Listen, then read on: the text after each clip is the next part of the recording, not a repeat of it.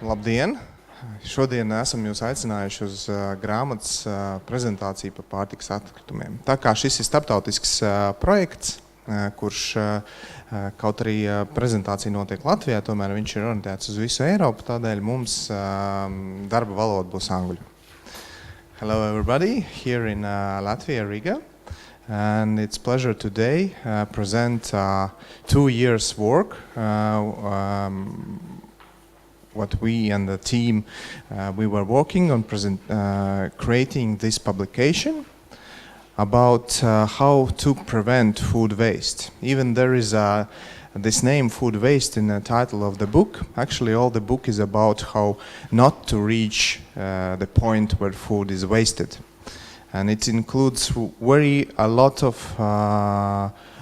suggestions in different fields, starting with production, with transportation, consumption, and also we are talking there about changing of habits, changing of legislations. A lot of things should be changed to tackle this problem. Why we talking about food waste as such? Like 3 or 4 years ago, we started to talk with FEPS, which is a European think tank. Charlotte will tell more later. We from Freedom and Solidarity Foundation side, we saw that food waste as such is quite a big problem which is not tackled or properly. We have a lot of discussions about how to reduce gas emissions, how to reduce or better make some factories work or use less fossil fuels. But in that same time, 1/3 of the food what we produce is just wasted. Now we have our civilization, especially the richest part, is in such conditions that we produce much more than we need. And this, of course, left a very big print on our environment, and it also harms our economy. And that's why we were thinking that we should collect all the practices or initiatives and also think about the new ones, how we can reduce this enormous amount of the food waste. If we just very roughly calculate how it creates these gas emissions, so 1/3 of all gas emissions are created by agriculture sector. And if you imagine that 1/3 of that is just thrown away, it's just very softly saying that it's very irresponsible. And I'm very happy for that we managed to collect articles all around Europe. And today Jana and also authors will tell about their discoveries, about their proposals. And after that, we will send the book to the proper authorities, not only in Latvia, but to EU Commission, to local governments, experts, and we hope that some ideas there will be more known and popular, and more action will be taken. So thank you for watching and being here. So my wish would be that after this event you take a book and read it. And also if you see that there is somebody who could benefit from that, please distribute. We have printed quite a lot of books we can give you for free if there is somebody who you see that can read this book, and we also will have a book electronically. So thank you, and I will give word to Charlotte. My name is Charlotte Billingham. So as Erwin said, I work for FEPS, the Foundation for European Progressive Studies. First of all, I'm really happy that we have this book today. As Erwin said, it's 2 years in the making. So for us, it's been a lot of hard work. Evans and especially Jana, who's put that all together. She's done a great job in identifying the authors, some of who are here today, to share the stories, but also in making sure that our research and the arguments that we want to present are framed in the right way. I'll just perhaps mention, as Evans was saying, a bit about the title. It's very English. So we say food, waste not, want not. Waste not, want not is actually a very common expression when you're eating something that you don't want, that someone might take, or also in a product or an object that someone wants to throw away, but someone else might need it. So in this sense, it was positive because we're saying, well, don't waste what you might need. And of course, we're talking about food, so it's food, waste not, want not. Of course, it's a very catchy title, but that's why we also have the subtitle, which is the main message of our book. So basically, as Evans was saying, why food waste is a big deal and how do we scale it up? Because there is more progression on the argument that's developing. There is some legislation passed. We don't want to just be another food waste book. So our core messages is really how do we scale up the process now? Do I have a bit of time to perhaps say a few words and then? Okay.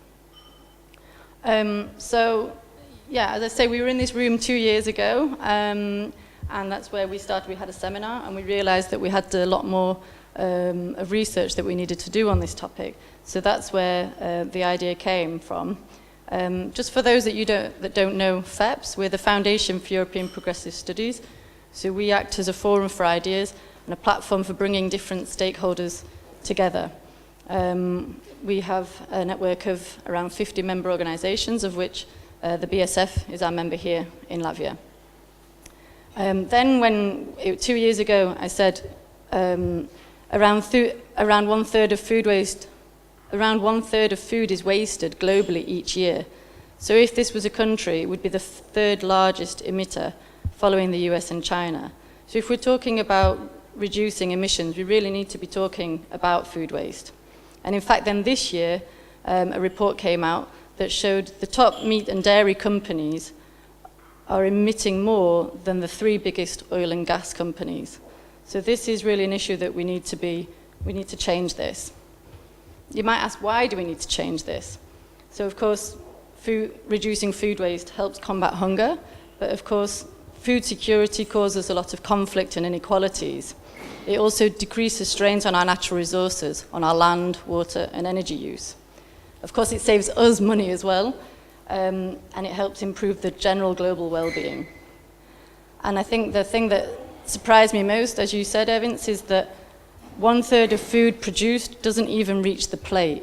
So we really are straining a lot of our natural resources before we've even cooked the food that might not even end up in our stomachs. Some of the main causes of food waste that I know other people are going to talk about, so I won't mention much in detail, but in our societies, it's more at the retail and consumption stage, whereas in other parts of the world, it's more at the production stage, the storage or transport stage. But also one of the surprising things is also many people simply don't realize the difference between best before and use by dates. So this is also partly about educational awareness, about information, about how we read the labels on the food products that we're buying. There is a lot of political impulse, as I said. It's about addressing inequality, saving people money, protecting the environment, which are, of course, progressive priorities. So that's why we're addressing them in this sphere. And at European level, in the legislation, it's already included in the circular economy package. And that's going through. And also, we have I'll talk a bit more about that in a minute.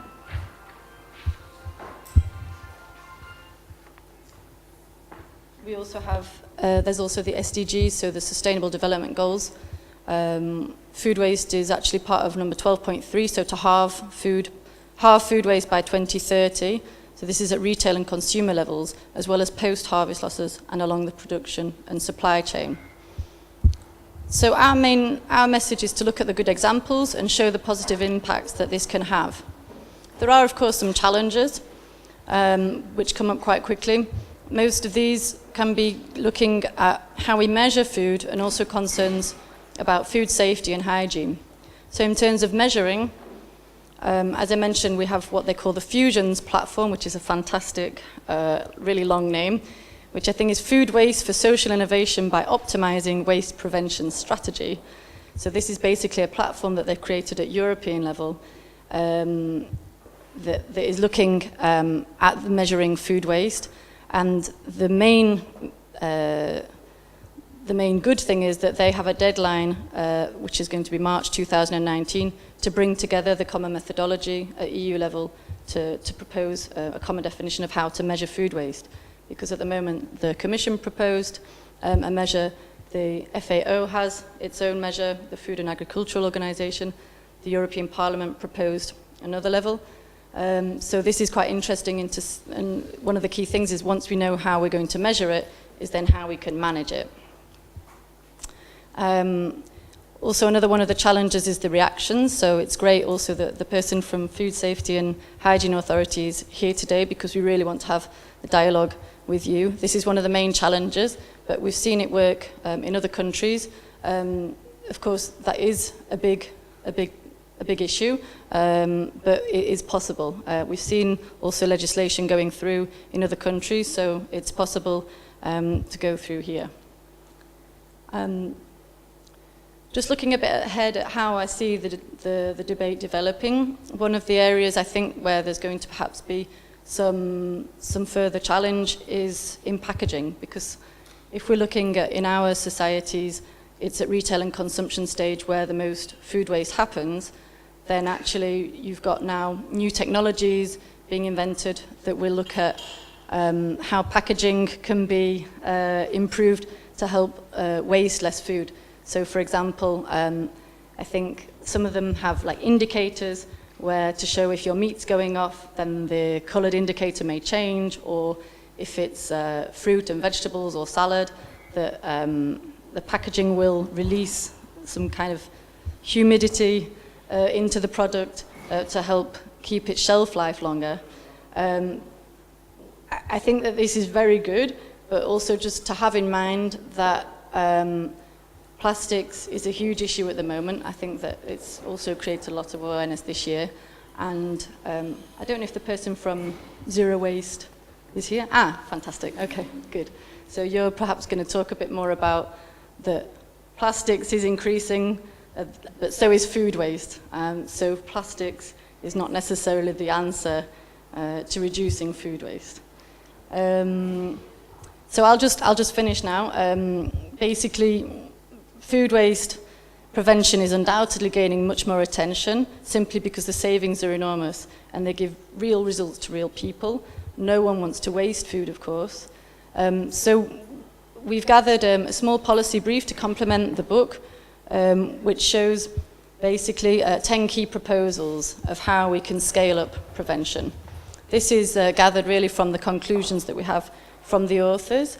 And I'm really pleased also, I just want to say, we have some very good, we have some really good articles in there looking at how food waste is prevented in schools, hospitals, restaurants, looking at the policy and legal framework. So I really do invite you to read this book. There's a lot of good ideas in there. Just before I finish, I just need to say apologies on behalf of the Commissioner Andriukaitis and the MEP Biljana Bosan, who also wrote their articles in there.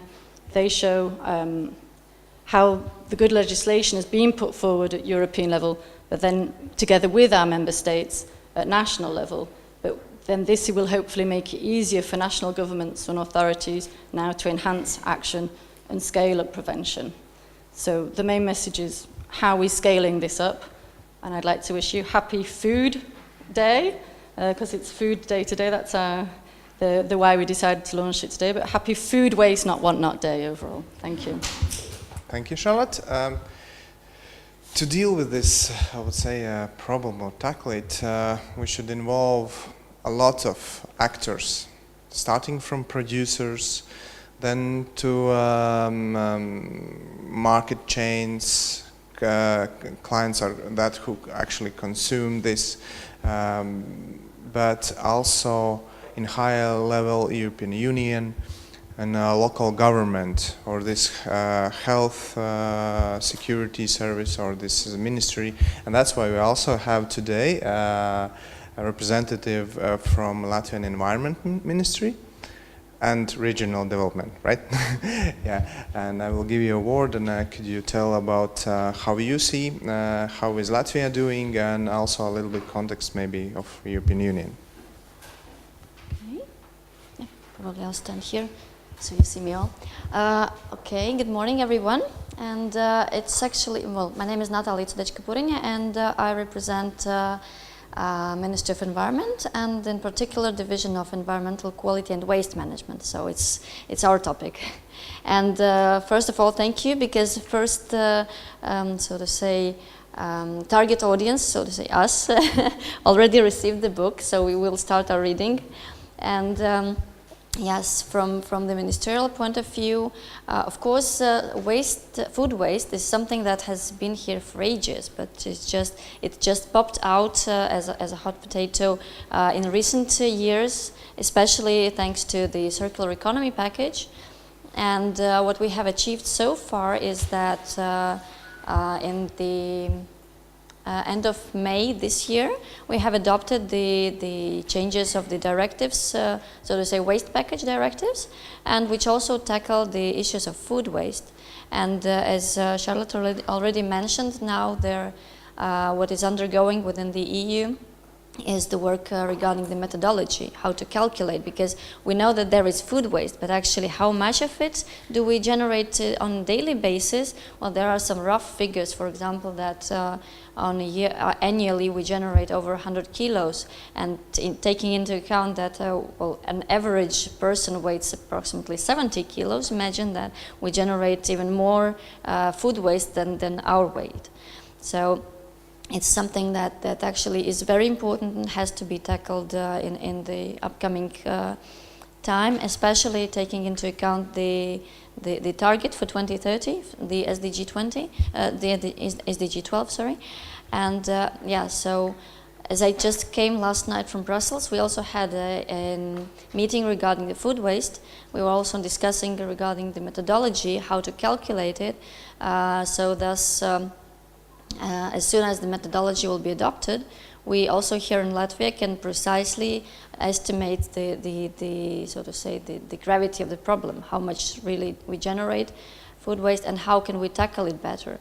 And of course, well, from our policy making perspective, it's also of course an issue of policy planning, and we know that the Ministry of Agriculture already has developed changes in legislation in respect to the best before and due dates. So this is, I'd say, a major step already forward.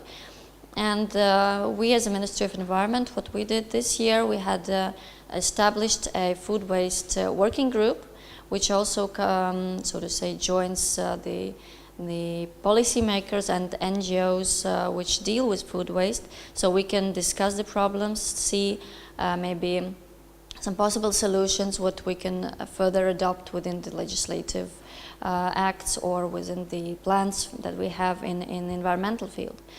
And I think that is very important. And of course, we see that food waste cannot be tackled without the inhabitant information. So a lot of social campaigns are already there, and we think that they have to continue on a regular basis. And we know that many initiatives within the EU already are taking place, such as food donations and food bankings. And I'm really actually pleased to see that here today we also have representatives from Food Bank in Latvia. And I think that it's showing the good trends that we have it in place, and we are starting, well, we are tackling the problem, and so if we are doing it, it means that we will find the solutions and we will be able to reach not only the targets that are set by Europe for us to reach, but also to make our lives more environmentally, so to say, friendly, and to care for food and to care for waste management in a better manner. So yes, I think that well, I would like to wish that we had today a very prosperous discussions, and maybe some of them we can point them out in our further work also. And now, most important person here, Jana, is she did the most work of collecting authors and going through the articles and divide what we put there and what not. And I give you award no, but word now, later award, to present a book. Thank you, Ervin. Yeah, I'm really glad, and I hope you will also read the book. And I'm also very thankful, actually, Ervin, for this idea to start to work on this book, because I need to say that it has changed also my habits very much. Because food waste is an issue where when you start to think about that and when you start to recognize what you do yourself, you understand that there is a big action need and quite immediate action need, actually. And we are very many people who have contributed to the book. Actually, you can greet some authors already here.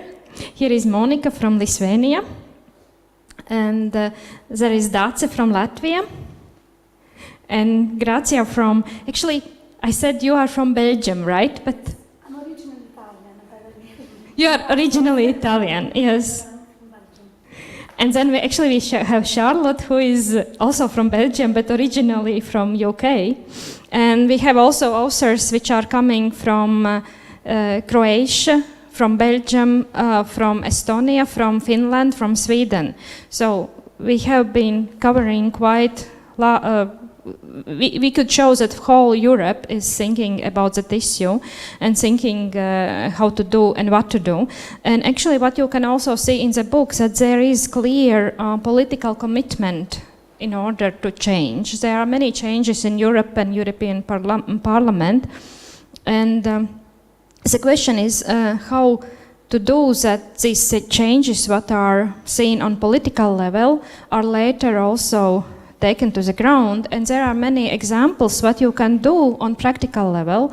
And the question, of course, for all of us is how we can do in a such way that these nice examples are not only examples from somewhere, but the examples are just a mainstream what we do in our everyday life. So this is not only for some activists, but this is also something for everybody to take actions on every level. I mean, on private level and also in the enterprise level. And really we have a big serving possibilities to reduce. And what is also very important, what you can find in the book, every euro what you invest in food reduction will turn back to you 5, 8, 10 euros. So if we always talk that environmental protection is expensive and we may perhaps cannot afford it to that extent, food waste is something you can afford immediately because it is really about reduction of costs.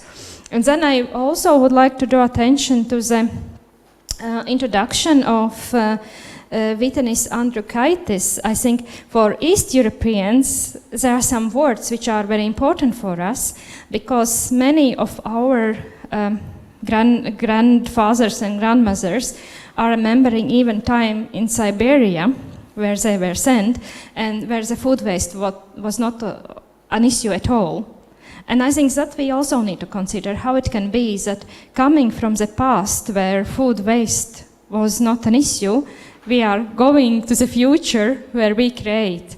So I hope the book will help with for everybody to really start to look what we can do professionally and privately in order to reduce food waste.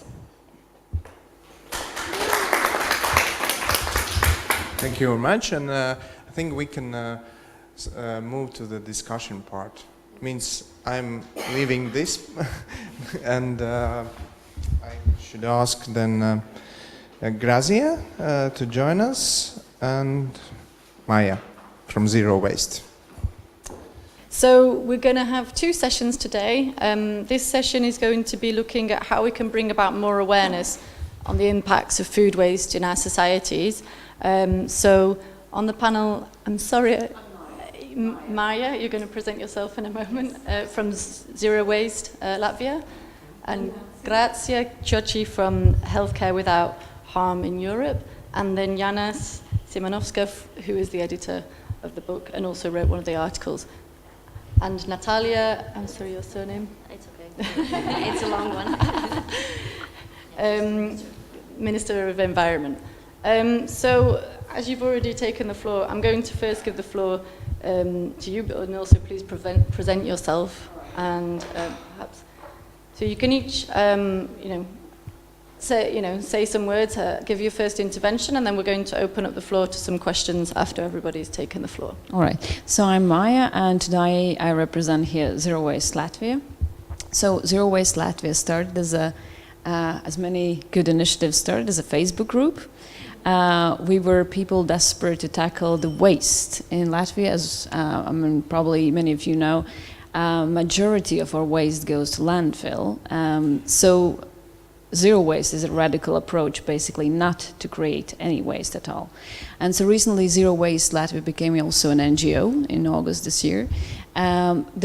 We are basically grassroots activists, just trying to learn ourselves and see what we can do. We have no big ambitions. We would like to have a dialogue with as many stakeholders as possible to see what can be done. But of course we're not interested only in waste, food waste, but also in any waste around the food as well. So we will probably discuss packaging, plastics, and I saw in a book there's a lovely pyramid explaining different levels of food waste. So we'll be looking into that. So yeah, that's us. That's Zero Waste. Yes. Hello everyone. I would like first to thank Jana and Arvins for inviting me, for hosting us. Food waste is a very important issue, and I think it's very good that you are tackling it in Latvia.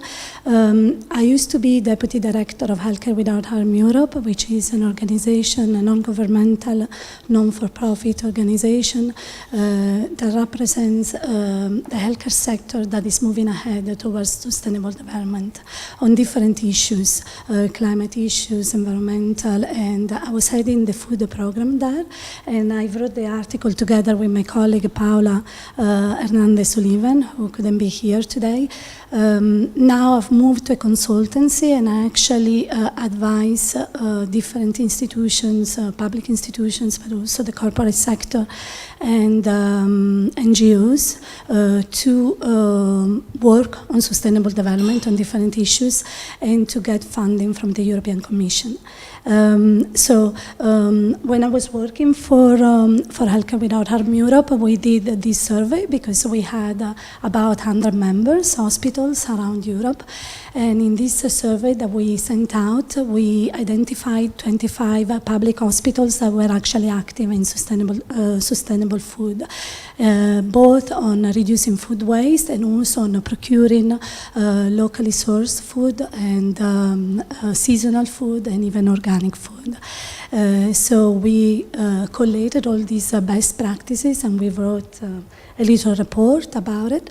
And these hospitals were all around Europe, but especially focused in the northern countries. So I'm myself from Italy, and I see that we are going towards the food waste, like here in Latvia.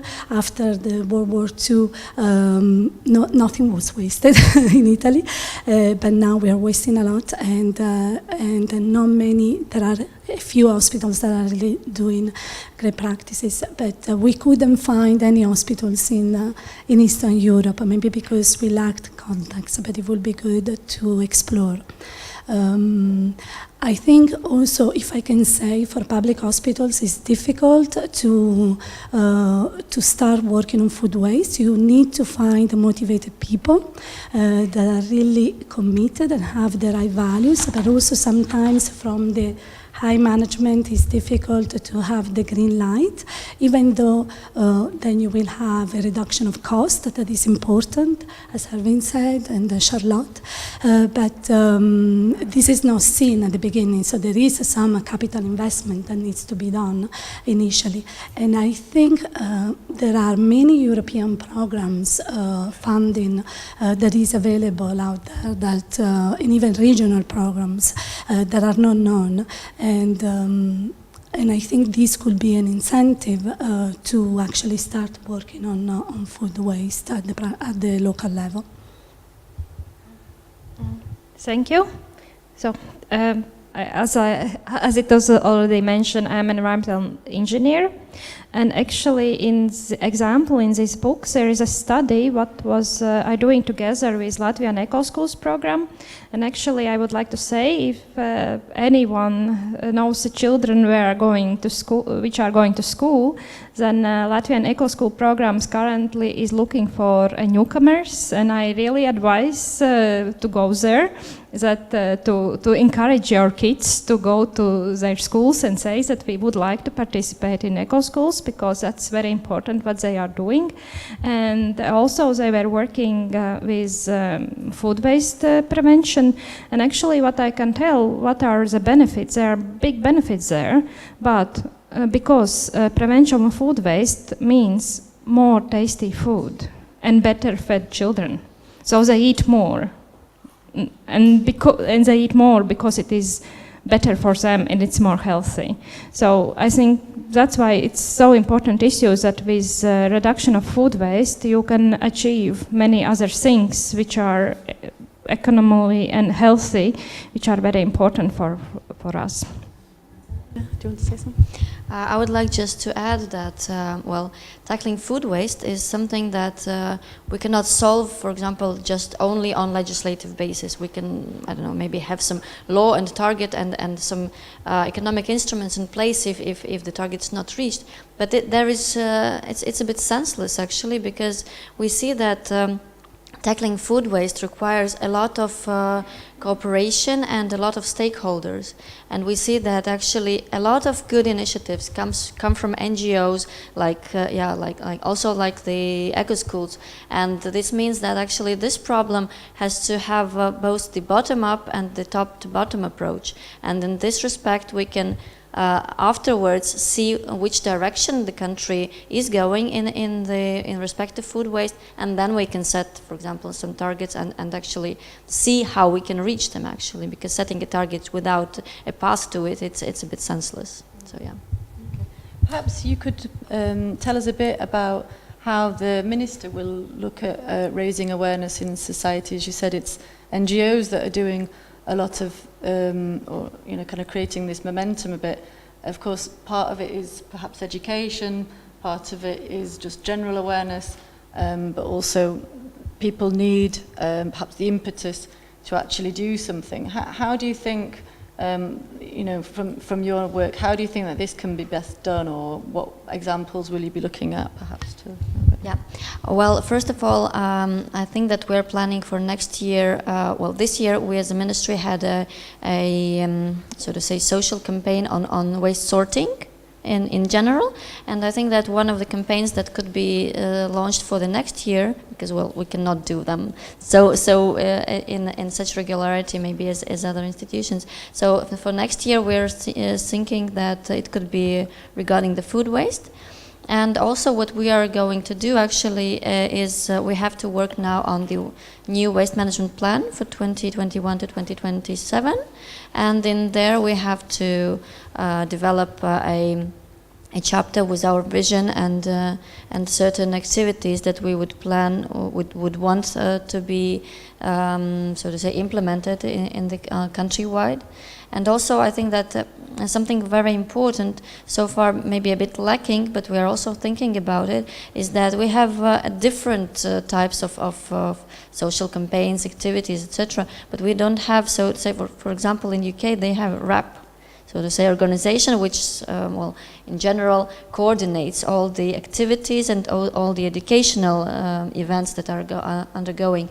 Here, what we have is that actually NGOs, maybe policymakers, and some private initiatives come up, but they do not have, so to say, certain coordination. And this is also something that I think that we can solve in the future on. So, because there should be a coherency in the way how we tackle a problem. So, it's very important. Okay. And just because Maya was saying about landfill, you were talking about waste sorting. So will one of perhaps the initiatives, I know in Brussels they've just introduced that people can have their own organic waste will go to compost, and this is collected twice a week. We were discussing a bit this last night. Do you think that's something that perhaps might be happen in the future in Riga? I mean, of course it's more difficult in the bigger cities than in the countryside. Well, this is something that, well, I personally have had seen many examples some years ago, for example, in Austria as well. They also have this same approach. This is very closely linked to the, first of all, paradigm shift, because people see their waste as waste, and it's quite complicated for them to understand that actually waste is a resource, so that we can have a benefit from something that we're throwing away.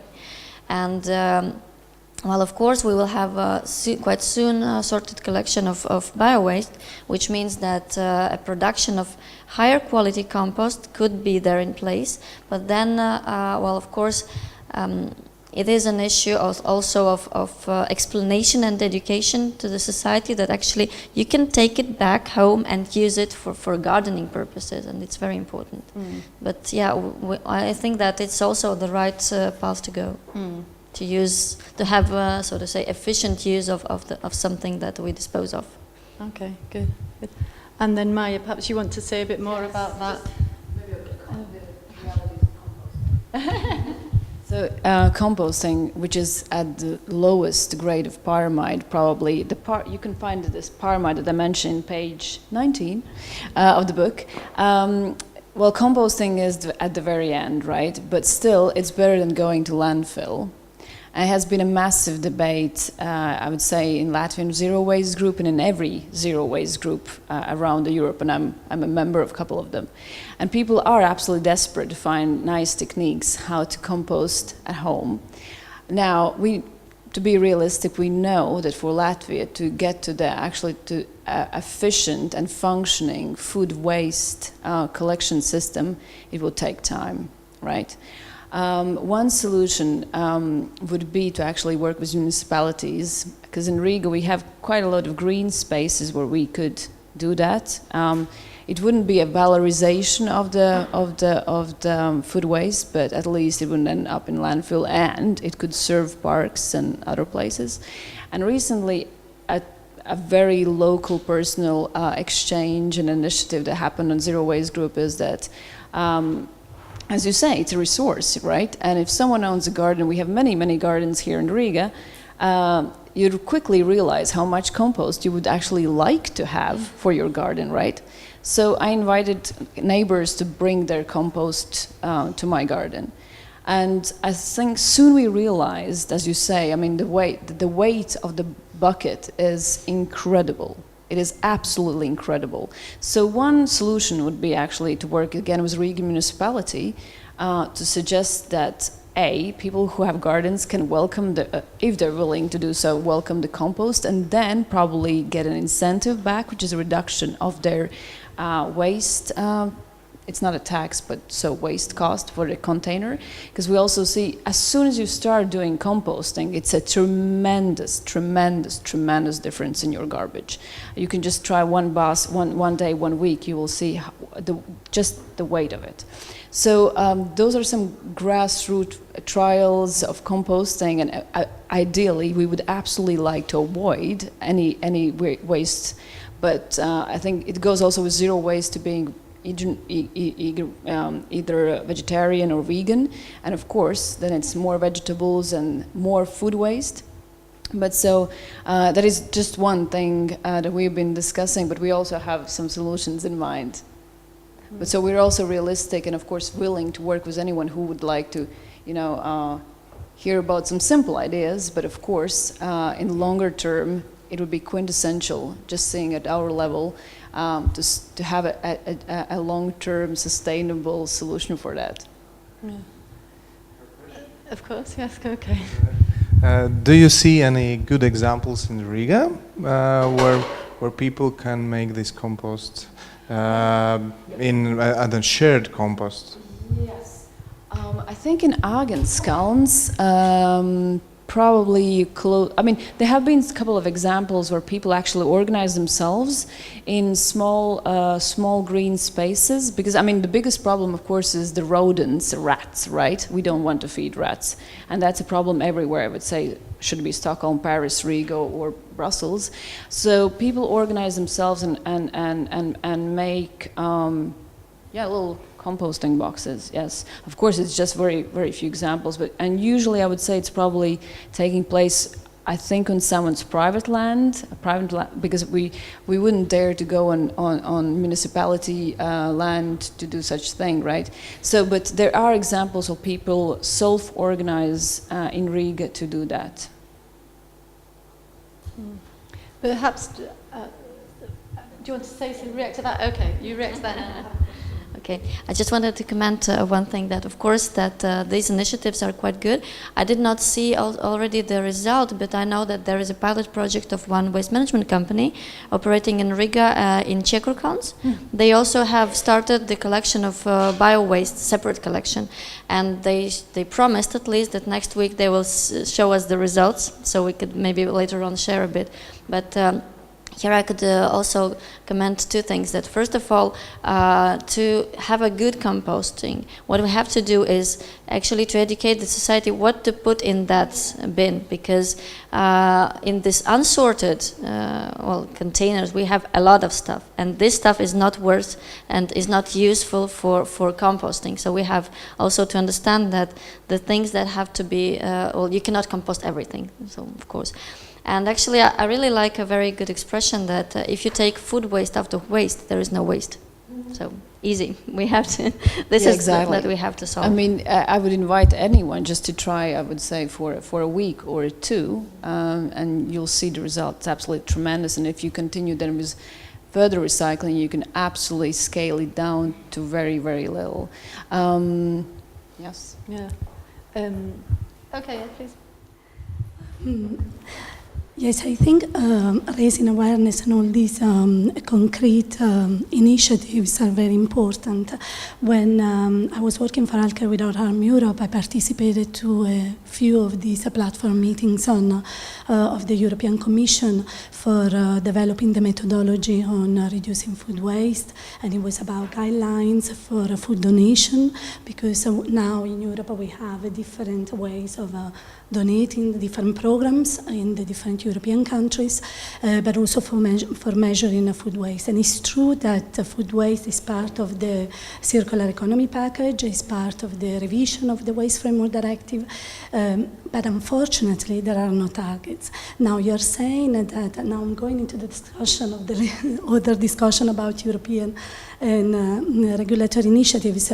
I think the targets that are there for the SDGs targets of halving food waste by 2030, they didn't translate into European targets. And the reason was that you cannot set targets that are good for the whole of Europe, because countries are at different stages of their sustainable development. But then the European Commission is giving this task, in a way, to the member states to set targets. Although I think it's you have to consider to raise awareness, to involve all the stakeholders, but I think it's still important to raise some targets, because now we are talking a lot about plastics, because we have a roadmap and we have targets. So I think one point when you set the targets, even if they are far ahead in time, people start getting organized and start saying this is an alarming issue and we have to do something about it. So I think this is also important at the national level. There is some setting of targets even in a national plan at a voluntary level. Yeah, absolutely. I mean, the SDG targets, the Sustainable Development Targets, for example, are very good, but of course we know they're not legally binding. Yeah. So this is one of course, also one of the challenges. But it is good to have those targets because then people begin to work towards something. You have a common goal. And then if I can say, for raising awareness, you mentioned the schools and educating the children. What we have been doing with the healthcare sector is educating the healthcare professionals by training them in the hospitals, but it will be also very good to start changing the curricula at university and to start also educating them about environmental health, the impact that the environment has on health. And so already they start the medical profession, nurses, profession in the healthcare sector by being aware of certain issues and that are important. And as everyone says, a good diet is also a way to reducing a lot of health problems, and having healthier and tastier food also reduces food waste, as we have seen in a lot of hospitals that we have interviewed. And perhaps, sorry, I was just going to ask then, Jana, but perhaps you could tell us a bit about your project on the hospitals. How did the hospitals raise awareness and also this momentum? You know, people sometimes don't like change, they're not keen on reducing food waste, perhaps. How did you bring about this awareness? How was it brought about in the hospitals, and what reactions did you have from people? Where is the money to do this? Because public hospitals, as I mentioned, do not have a lot of budget. Also the fact of involving the higher management, because they have in their strategies, they are also asked to reduce cost as much as possible. So it's really showing the food waste also reduces cost. And this has been proven by 2 national programs, one in Ireland and one in the Netherlands. Wageningen University has started doing work with 50 hospitals and care homes, showing that reducing food waste also reduces cost. And also in Ireland, the Environment Protection Agency, together with the Cork Institute of Technology, they have done this program with 40 hospitals. So there are examples that can show them, but of course you need to to find the right people inside the hospital. So either it's the chef, the catering manager, the facility manager, but find the person and then start educating this person, and then for them to educate their employees, to organize training workshops, and then to start acting. But it's not easy now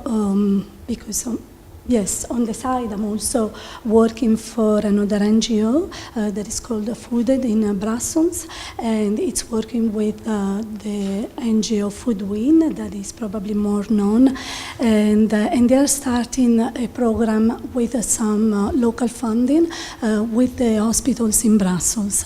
And there we are trying to find hospitals that want to participate in this program, and the program is about organizing workshops and educating the facility managers, and then start acting. But acting meaning, thanks to this NGO, they are guided through the process for a year. And this is free of charge, so they can decide, but it's voluntary, so they're not paid for doing that. But at least this guidance and this it's provided, and they can start, because there are little measures that you can do in the kitchen, in the canteen, in for the patients that do not cost a lot of money and can reduce food waste substantially. So, and it's all in the book, in the article. So I think these initiatives are very important, but of course NGOs are very important to bring about the issue, but also NGOs need funding, and funding is provided by national governments or foundations, and yeah. So this is very important also. Thank you. And Jana, perhaps you can also tell us the similar stories in the schools about how you provided the momentum amongst the children, but also then that was, if I understand correctly, that was also transferred in some respects to the parents of the children. And perhaps you can talk about the awareness raising and the reactions from people there. Actually, with regard to food waste, I would say that there are also many myths and stereotypes around. And what was amazing, what the schools found out, that very often the kids are blamed that they are not eating, so the parents are not educating kids well enough. And what found out schools, they did questionnaires of pupils and parents, and they find out that actually surprisingly, but parents are preparing much more healthy food as the schools have thought about it. And actually the reason why kids were not eating food in school was not because the kids are bad or bad educated. It was much more about system, how the kids are fed at the school, and that you need to do these system changes. And I think what here is important too, you mentioned curriculum. This is really, the food waste is very much about life cycle thinking or life cycle approach. That is also basics of circular economy. The idea is that in any action you do, you need to think about the life cycle of that product or process, where it starts, where it ends, where is the waste. And actually I can mention also not so good example from one hospital in Latvia. So we had very good eating habits earlier. For example, in hospitals, the food was distributed by the staff, and every patient was able to choose ingredients and size of the portion, and then they went to optimization, which meant that actually food is now served in one-way package in ready portions. And of course, it might be from first sight cheaper, but it creates a lot of waste. And it creates a lot of food waste. And maybe somebody who didn't want to eat this portion, someone else would like to eat that. And this is the question but perhaps they have not really calculated all costs, so they have not calculated costs, what means the waste management, how much they will need to pay for this package together with food, and maybe also waste is too cheap we pay too little for waste. If we would need to pay more for waste according to the environmental costs, maybe then we would understand more that actually it's not okay to create a large amount of waste. Perhaps then for Maya, because you were talking about this pyramid that kind of the waste is actually the small part at the bottom of it, but then of course the top of the pyramid is perhaps the prevention in the production stage, where I think the most perhaps reductions could be done. Do you want to say a few words? Well, just maybe a couple of words of what Jana said about the schools. Maybe again, just an idea for someone, but I know example of in French schools, in very small local French schools, have found changes in system, how to reduce food waste by actually giving chance to kids serve as much food as they want. And just if you feel like you need more food, you can come back and serve yourself again. And then, especially I think it's extremely important for countryside, if the food is left and you would feel like having a doggy bag to take it home, please do. It's not going to waste. And knowing how many poor kids there are in Latvia and in Europe, I think that is something that is a very valuable and precious idea. But so getting back to the pyramid and so I mean, we as Zero Waste, of course, we are thinking about not just food waste, but entire chain and reducing waste to zero. And for food, that includes, of course, packaging. And of course, once again, just one Facebook group will not change anything. So we need massive work to be done in terms of work with big supermarket chains, legislation, raising awareness, because of course we as individuals, we can only say packaging is bad. Please do not put each individual cucumber in a plastic film. Nature has given a cucumber its own protection, it's fine, right? So we need to work on that. But it's a first thing, of course, is to raise awareness for the consumers. That's the, I would say, low-hanging fruit, right? And then work with legislation and with supermarket chains.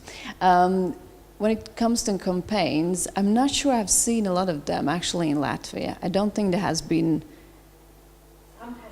Some, all right. I'm not so familiar with the Latvian scene. I've been away for some time. But so maybe a good start will be, I really hope that soon the traditional campaigns from various NGOs and or Europe, typical European campaigns will start to come in that we could probably piggyback and use, because of course we all lack funding, right? We all lack resources, coordination. So we need massive campaigns about the whole chain. Don't take a plastic bag if you don't need it. Choose local, because it's exactly.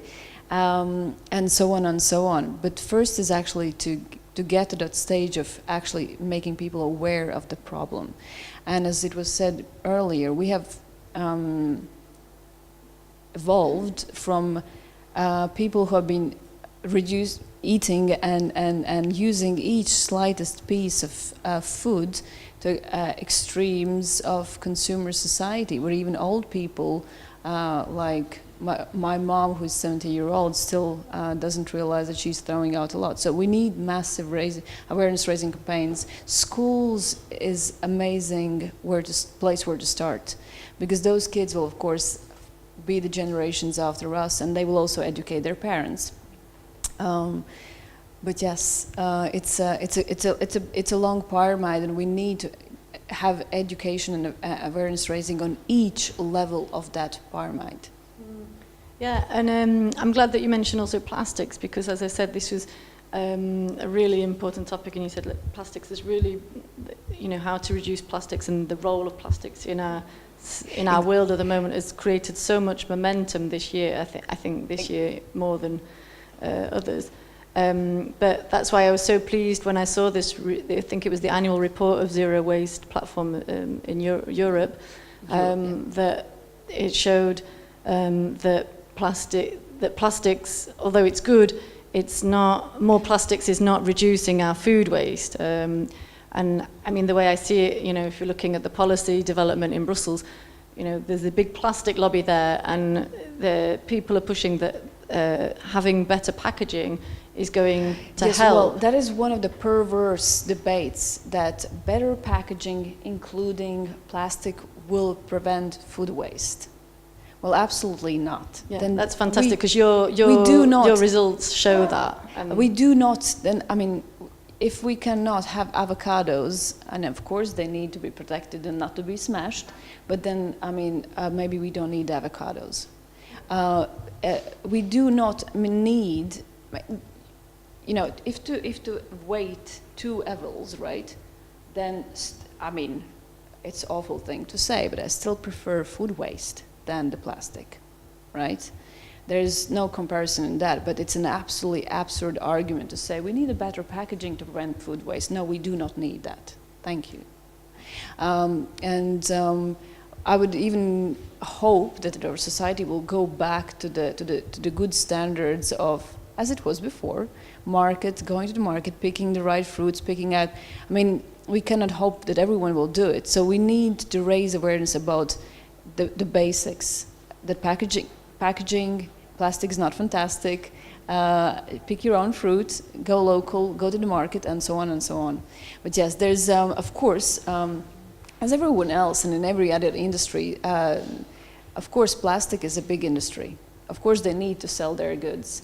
And of course, supermarket chains, unless there is a legislation put in place that will make them pay for their waste, their incentive will be to have that food protected, right? If, as in other European countries, and maybe that's the case, they would need to pay massive price for the waste they produce, I think they would be more willing to find solutions. And we have examples of France is a good example where supermarket chains have managed very successfully together with many, many NGOs and the parliament to find a solution to food waste. There's still a good way to go for the perfection, right? But we have good examples, so let's follow them. Thank you. Right. Yeah, so otherwise yeah, I just wanted to comment regarding the plastics. As you're saying, of course, the plastics is a very big industry. Although in this year, in the end of May, there was the EU came out with the proposal for a new directive. It's called the Single-Use Plastic and Environmental Impacts, and it actually is tackling that we do not need that packaging for example, one-person packaging, I don't know, 5 slices of cheese in a plastics. So actually, we do not need them. And this directive actually has certain annexes, which also covers things that we have to prohibit as a class. Of certain types of packaging, some of them that we have to have marking. So for example, because if I'm not environmentally aware person, well, I don't know whether this plastics is recyclable or not. I just buy it as a packaging. But if the producer will be obliged to put a marking that actually this type of plastic cannot be recycled further, maybe the inhabitants, the consumers will start to think more about it. Maybe I should choose the cardboard packaging or something else, or maybe to take it without packaging, which is more, so to say, environmentally friendly. And also, you said, Maya said that if the countries have to pay for it more, maybe they'll start to think about it. That's also something that is linked with Brexit, actually, because because as the UK is leaving the EU, well, the EU is thinking of how to compensate the expenses to the budget. And one of the initiatives, for example, is to implement the fee for non-recycled plastics, which is currently, I guess, 80 euro cents per kilo. But if you calculate it on a countrywide level, it's quite immense lump of money. So maybe, well, this is also a certain initiative, but it's a dual a bit, because from one side we will start to think, okay, how can we recycle more?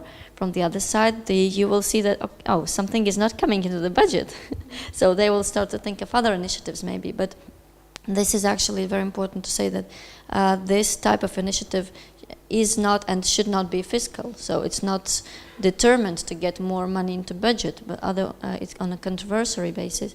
It has to motivate the countries to think of issues of plastics, for example, how to recycle or how to avoid use of plastics. As we know, many countries have already limited for example, the consumption of plastic bags, avoiding them.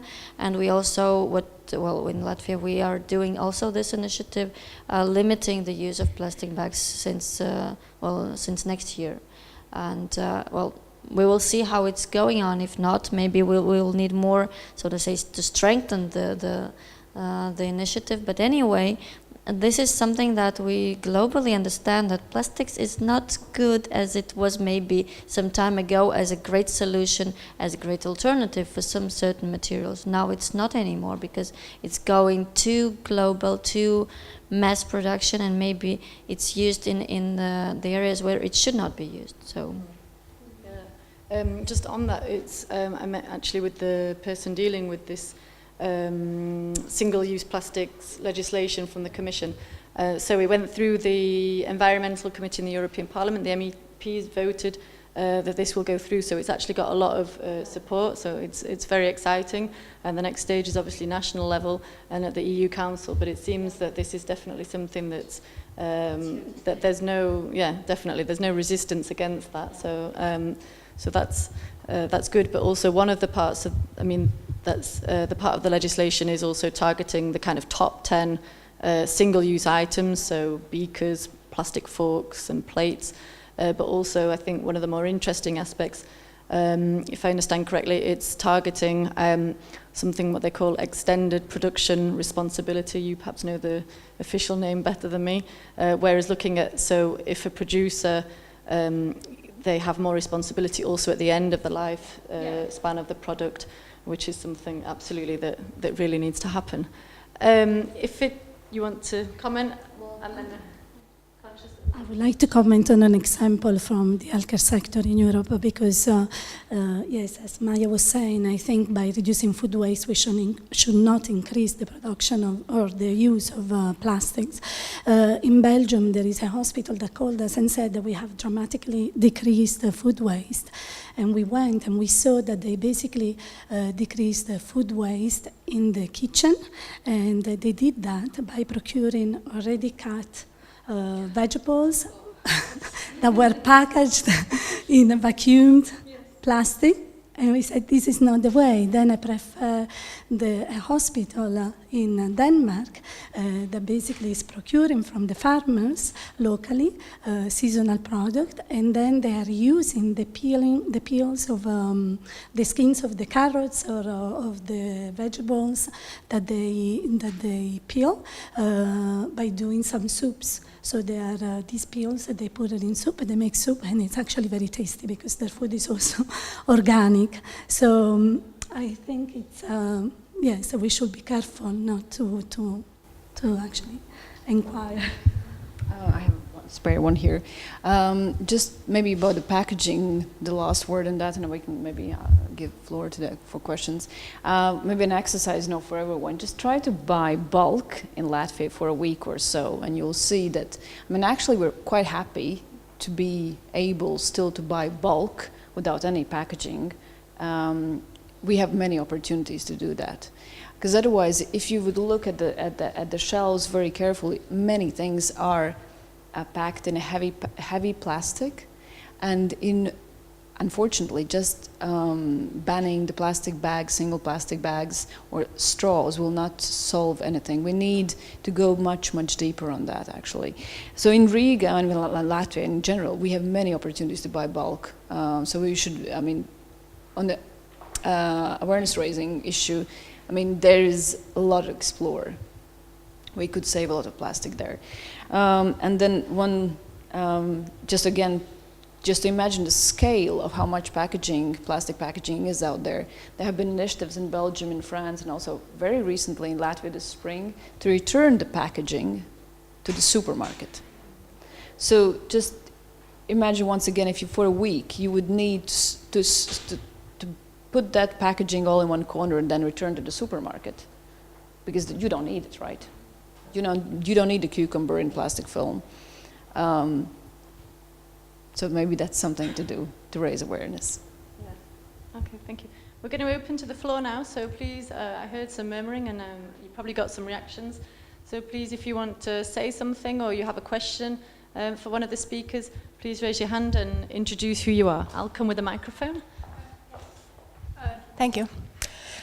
My name is Eva, and just a moment ago we heard the proposal that whenever some packaging contains plastic that cannot be recycled, it should be labeled so that consumers can see that this milk drink is, for example, is packaged in a bottle that's made out of PVC, and we should label that this thing isn't recyclable, and therefore maybe some customers will think about it and not buy this.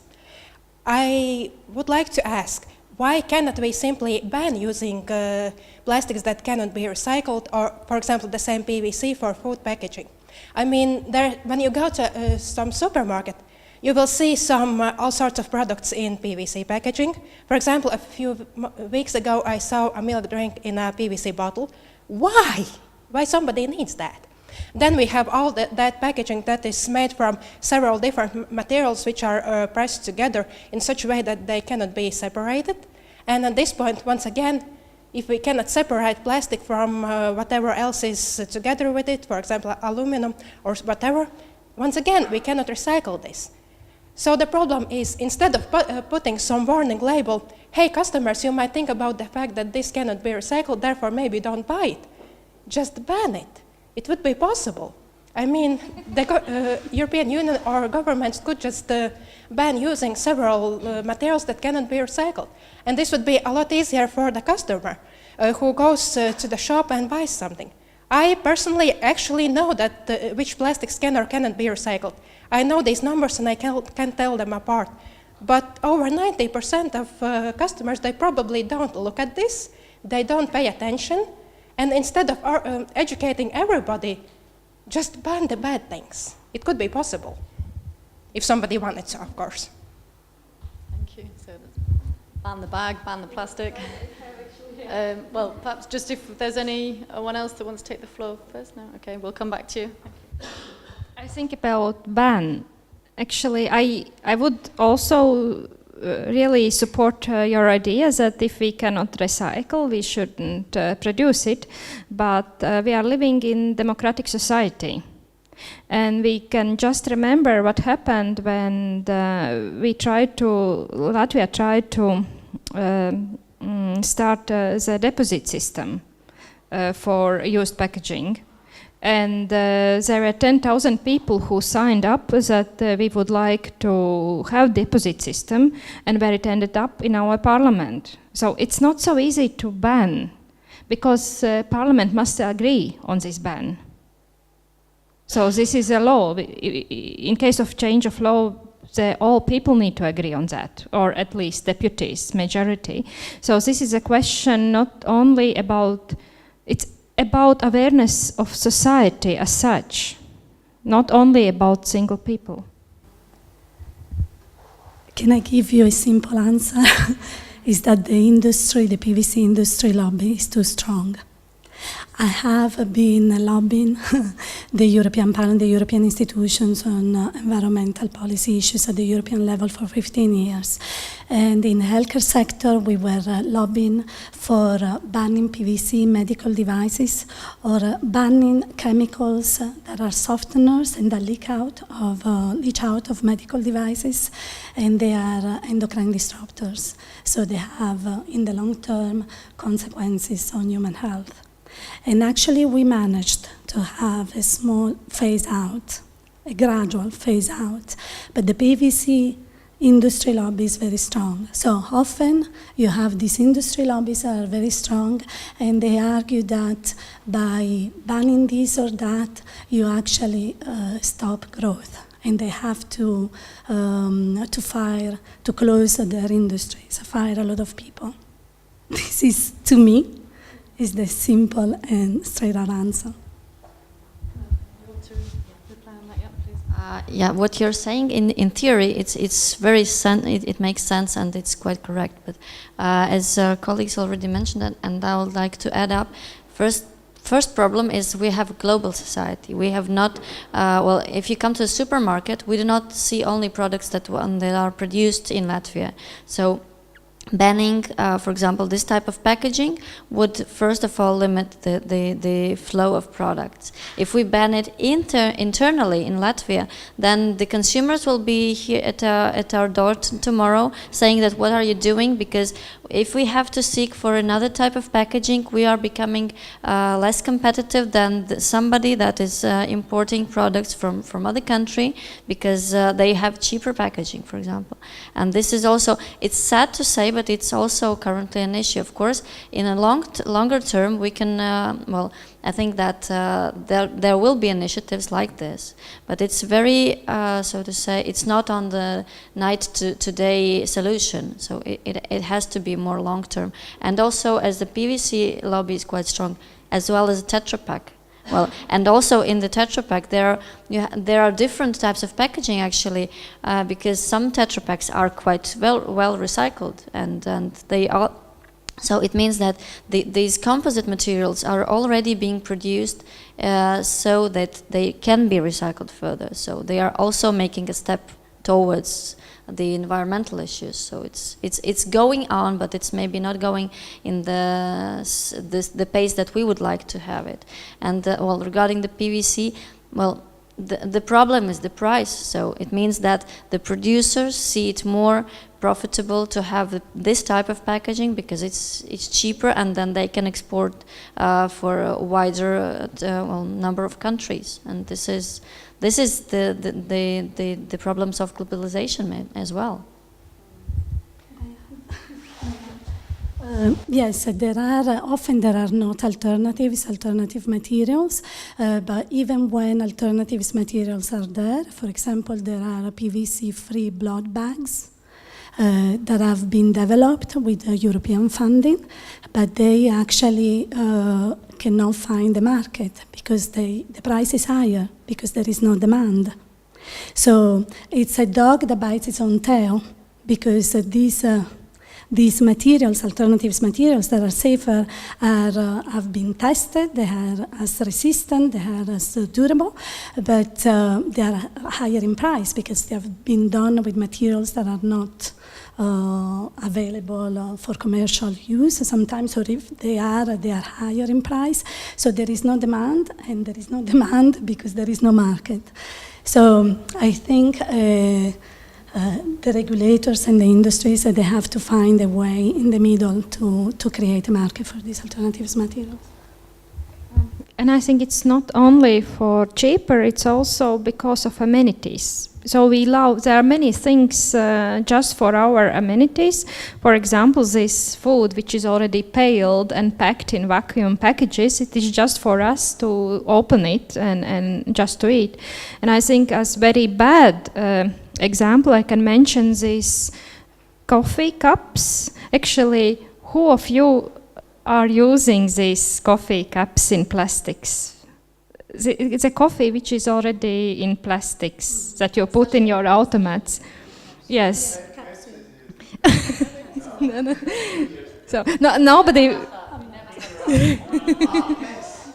Yeah. Actually, yeah. People don't want to tell it, but actually, when I see first the product, it was perhaps some 6 years ago. It was, of course, wrong product, but currently, for example, in USA already 25% of people are using that. It was very quick development, and what is funny actually, this coffee, the coffee in these cups, which are not recyclable, the coffees I was comparing in Latvia with the same brand, with the same type of coffee, it is 3 times more expensive for a portion.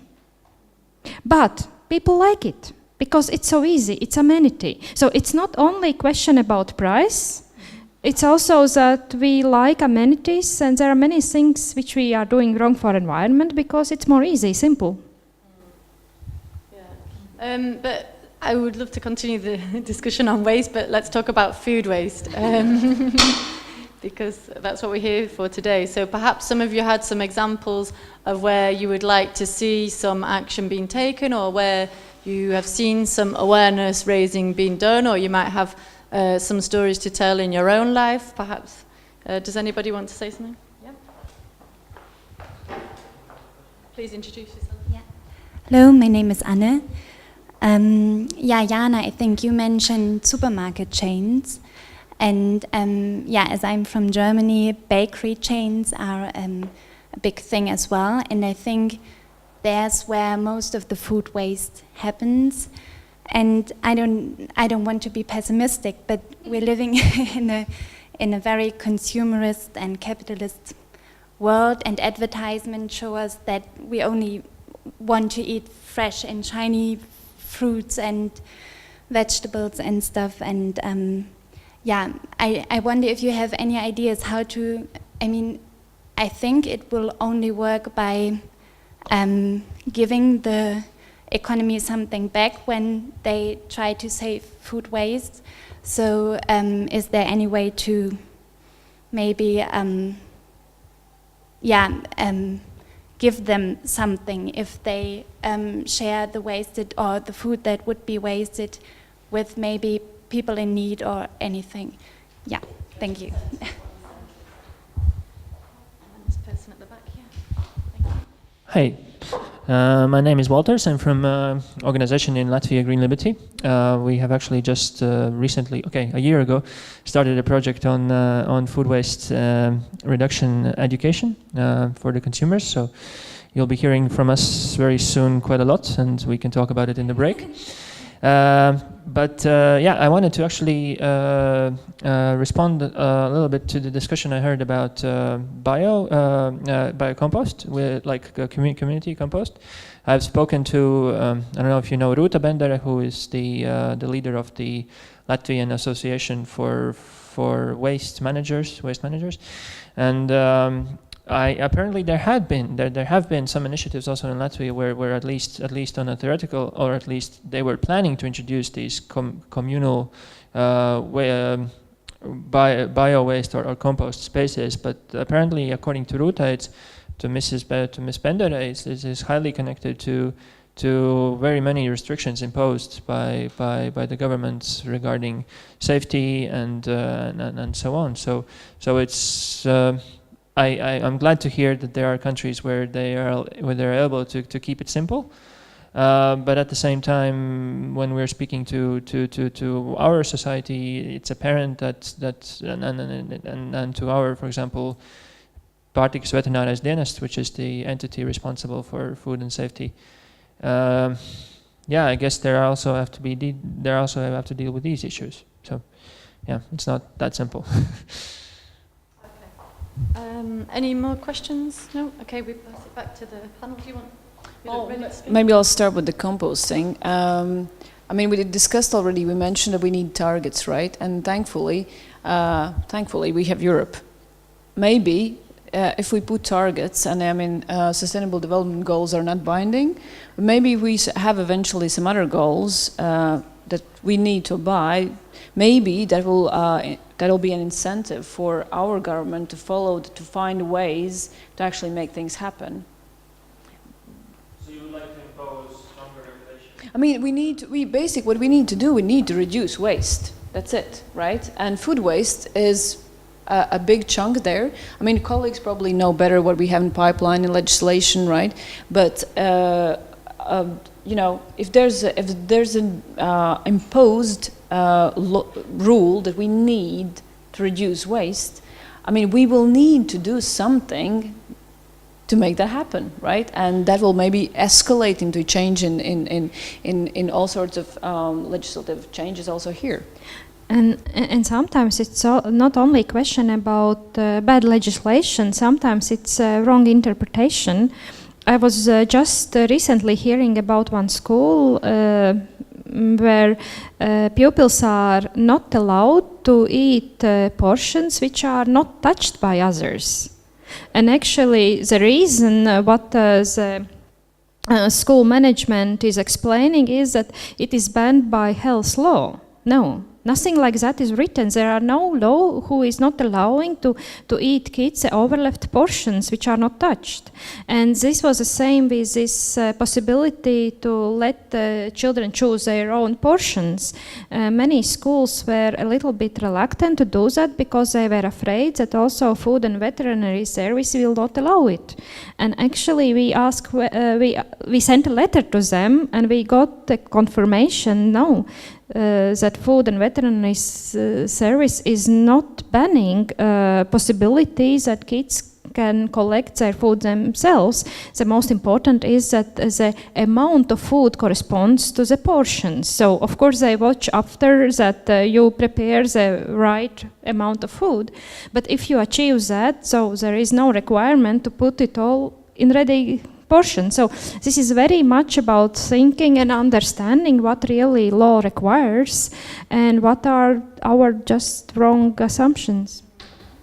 Yeah. Please, grazie. And then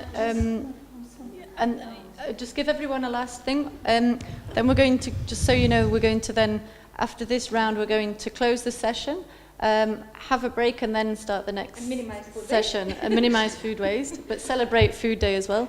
But so, just so everybody knows, so please take just the floor. to reply to the gentleman, I think now Europe will come out with this methodology to measure and to monitor food waste. And in the process of doing that, all the member states will have to put it in place. They can set the targets because it's easier to reduce food waste, to measure it, monitor it, and reduce it if you have targets. Because Europe will not set targets at this point anymore.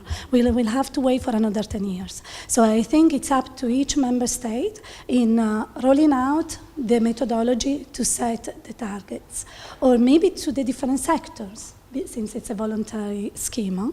Then to respond to the lady, I think what will, I don't know, from the consumer perspective, what will incentivize me is to know that I will reduce cost in reducing food waste, that I can donate, if I want to, my food waste, and it will go to which associations, knowing also where my food waste will go.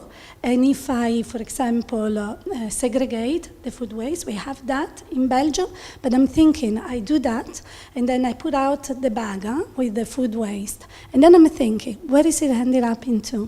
Where is it going to? Is it ending up in landfill? Not in Belgium because we don't have as much landfill, but where is it going? How is it going to be composted? What are they going to do with it? So I think informing the citizens will be a good way to know the whole life cycle. Yeah. Just a slight comment to what Walter said. First of all, regarding the targets, yes, as you already mentioned, the methodology is soon to be in place. So as soon as there is methodology, we can understand, assess what is the volume of the food waste actually as a status quo, and then logically to put a target on it and to know how much we have to do to reduce certain waste flow. And regarding the home composting, you mentioned, well, actually, it is, as Jana said, the interpretation of the legislation. It's not banned to have home composting. You can have, yeah, but if you want to have it on, for example, in municipal-wide, it has to be, there are certain requirements. They are not dramatic. They are not criminal impossible to implement. They are quite simple. But it has to be, for example, a certain area with certain surface, etc. Or certain, because there is still there will be a leachate or something, and it has to be managed in so to say, environmentally safe way. So it cannot be resulting as a dump site afterwards. So there are some certain regulations, of course. But on the other hand, there are none if we're talking about home composting. It's quite easy. You do it as you see it better or easier for you. But if we're talking on a municipal level, there has to be certain regulation. Otherwise, it will be uncontrolled.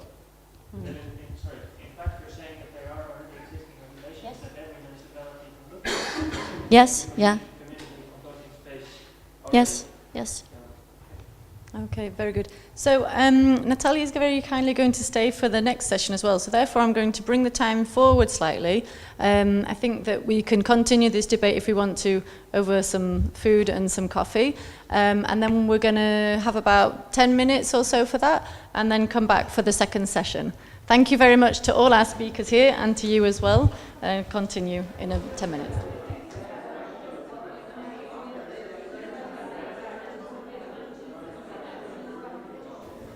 Okay, so we're going to start session 2 now. I'm inviting the speakers to come to the front. So please, Monica. This is Monica, just Monica, who is also one of the authors from Lithuania, from the Kaunas University of Technology Research Institute. We also have Natalia from the Ministry of Environment still with us. And then I'm going to invite Dasi to come. She's gone. That's it. Yeah, everyone needs coffee. So Dasi Kavasa is from Evolve Limited, and member of CSR, but also one of the co-authors. So this session we're going to look at a bit about what needs to be done to scale up prevention. So what needs to be done to harness more action at EU and international level perhaps in terms of regulation, but also at national level, and how to prevent food waste. How to prevent food waste, but also looking at the different initiatives and seeing how they can thrive. So perhaps I'm going to give the floor first of all to you, Dasa, because we're looking very much in terms of regulation. You've already taken the floor, so please. Yeah, I think with looking at from the business perspective, so one of the ideas when Jan asked to, would be interesting to look at the food waste and from CSR perspective, from sustainable business perspective. So what I try to see is what is it that drives sustainable initiatives for businesses in general. So, and I think in the first panel there was already a discussion and the comments that you do need regulation. So like plastic, we're not now talking about plastic, but we didn't talk about plastic until there were the targets and goals and regulations. Even if they're not still legally binding, but there are these kind of soft targets that countries agree on national level to follow one or another way if you have to start reporting. So, and coming from the human rights background as such for, say, 20 years work experience in different countries, where I would see in terms of food waste, we cannot leave it on a voluntary basis. This is where very often sustainable business discussions go, is that companies will agree, let's make these voluntary reporting mechanisms. There are lots of reporting tools that include environmental aspects, including food waste for the specific industries. Whether we talk about agriculture as a production and then the created waste already at the very beginning of the chain, or whether we talk about retail industries, hotel and restaurant management. So at each different industry, they do have studies. They do have the different voluntary mechanisms. There are plenty of sustainability reporting instruments that we've tried to kind of mention and describe. They are there. However, you'll have two different ways businesses look at it. So there will be businesses that are set up with the purpose of doing everything from a sustainable manner. So, and then you have established businesses, and for them it's normal that it's very hard to change. I don't blame existing hotel chains that they do a lot. So we had a discussion here as well that at the break that there are lots of, especially environmental initiatives. There are fantastic examples, we're not included in the book. If we take, for example, Choice Hotels, the chain, in Riga is the Valdemar Hotels. They had for quite a long time experimented with plate sizes because of the buffet breakfast, lunch and dinner. So how to, and by deciding and making the balance of finding the right size of the plate. So if the plate is too small, the customers are not happy. They're not satisfied because you don't feel like okay to go and pick up another plate and another plate. I mean, you're going a third time. Maybe it's good for your waste, but it's not. So the customer doesn't feel satisfied with the hotel services. However, if the plate is too big, the hotel is left with lots of waste. Yeah. So the companies are doing, so they found theirs, I can't remember, I think it was 18 centimeters diameter. They have found we have to go and ask them, but they have found their size, which has reduced enormously the food waste. So companies are doing things. So it's companies that have been set up, functioning within a normal environment, where people are more and more aware of different social and environmental aspects. However, to change the industry as such, I don't think it's enough with just voluntary mechanisms. You need certain targets, certain direction that comes in. And if we look at the EU policy, the policy is there. We know where we're going. We know it's going to come. Like with plastics, we know it's going to come. The question is when. So now, from the business perspective, again, if we are aware of the drivers that make, so this is one of the drivers, we know it's going to happen. Are we prepared for it? Are we going to do something about it now? Are we going to be then, or are we going to be catching up afterwards? So I think there's a business case in it, both like the choice hotels have done in reducing the waste. I don't know other chains probably as well. I haven't spoken with Radisson, Marriott or whatever the other ones that are coming up, but so we haven't had the research on it. So there is a business case in it on saving money, making customers happy, maybe even more healthy, choosing your food, where does it come from? So the location, proximity, etc. So not only looking at the food waste as one element, but you're looking at other aspects, whether it's CO2 emissions, whether it's how is your logistics organized, etc. So you can actually work on different, let's say, combine different aspects. To do it voluntarily, yes, many companies are doing it. However, I think like with protecting human rights, like with protecting the environment, we need regulation. To what degree? So there we have, I think, the composting example where the companies had stopped these public composting sites because that regulation that is in place at the moment probably needs to be reviewed. Is everything reasonable? So is that what we all need? But that is a secondary question. I think once we've agreed on principles, then it's a whole discussion on what and to what degree we do regulate and what is it that we leave for the voluntary, let's say, activities of, in this case, businesses trying to make their, advantage within the industry. Maybe my beginning. So Monica, would you like to say a few words also about your research?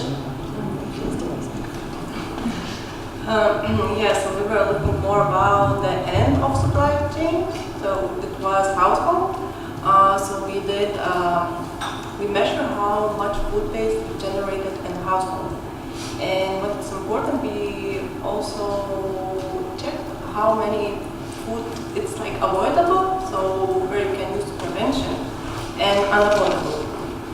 And so the main idea of the research was like people needed to waste their food for 1 week and also measure how much avoidable waste, unavoidable, and also for avoidable waste to say the reason why they're doing it, why wasting the food. So, and then also figures like 30% is wasted, so 30% was avoidable food waste, so that's why there should be more awareness, like prevention for food waste. And also what was interesting about research, when like you ask people to could you like 1 week waste your food waste, it's like, oh no, like we're not generating any food waste. And it's like after a week, like yeah, we are. And probably that's why it's important to involve people in this, like after wasting after measuring your food waste, you see that you are really wasting. And I know one research in the UK, but they also did like food waste diary, but also we checked economical, so how much money you waste when you waste your food. So also maybe it's for people, when we see how much money we waste, it's also pretty important to see. And yes, so for household,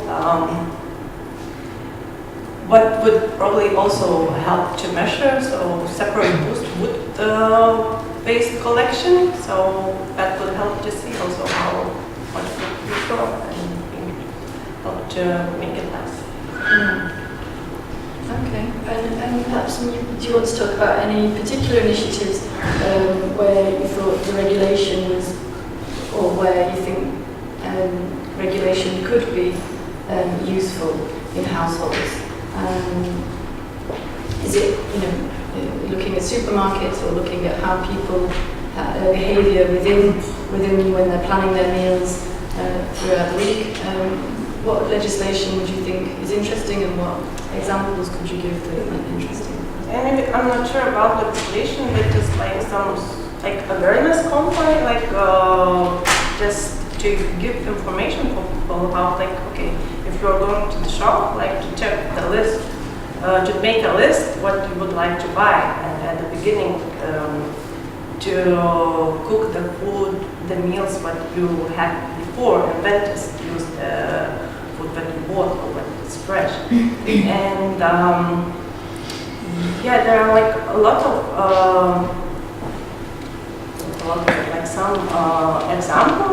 Like I know also in UK there's like Olio app where you can, if you have some food that you would like to share, you can just like post on the app, and people who are neighbors, they can just like come and okay, you have some jar of jam, so you can share with the neighbors. So it's also help motivate food things like just maybe more for community and like social. In terms, I think in terms of regulation, the discussions that have come up here and in Estonia implemented a bit more is so if we as the individuals, when we go shopping and then see, so some of the shops have managed to already have these last minute run by date, and like complete reductions. Some in Estonia go as far as you can actually pick your pack of milk from the shelf and pay nothing. So, and I think that's, but again, in terms of regulation, I think this is where we have to think as well, at least in the Baltic states, where do we come from?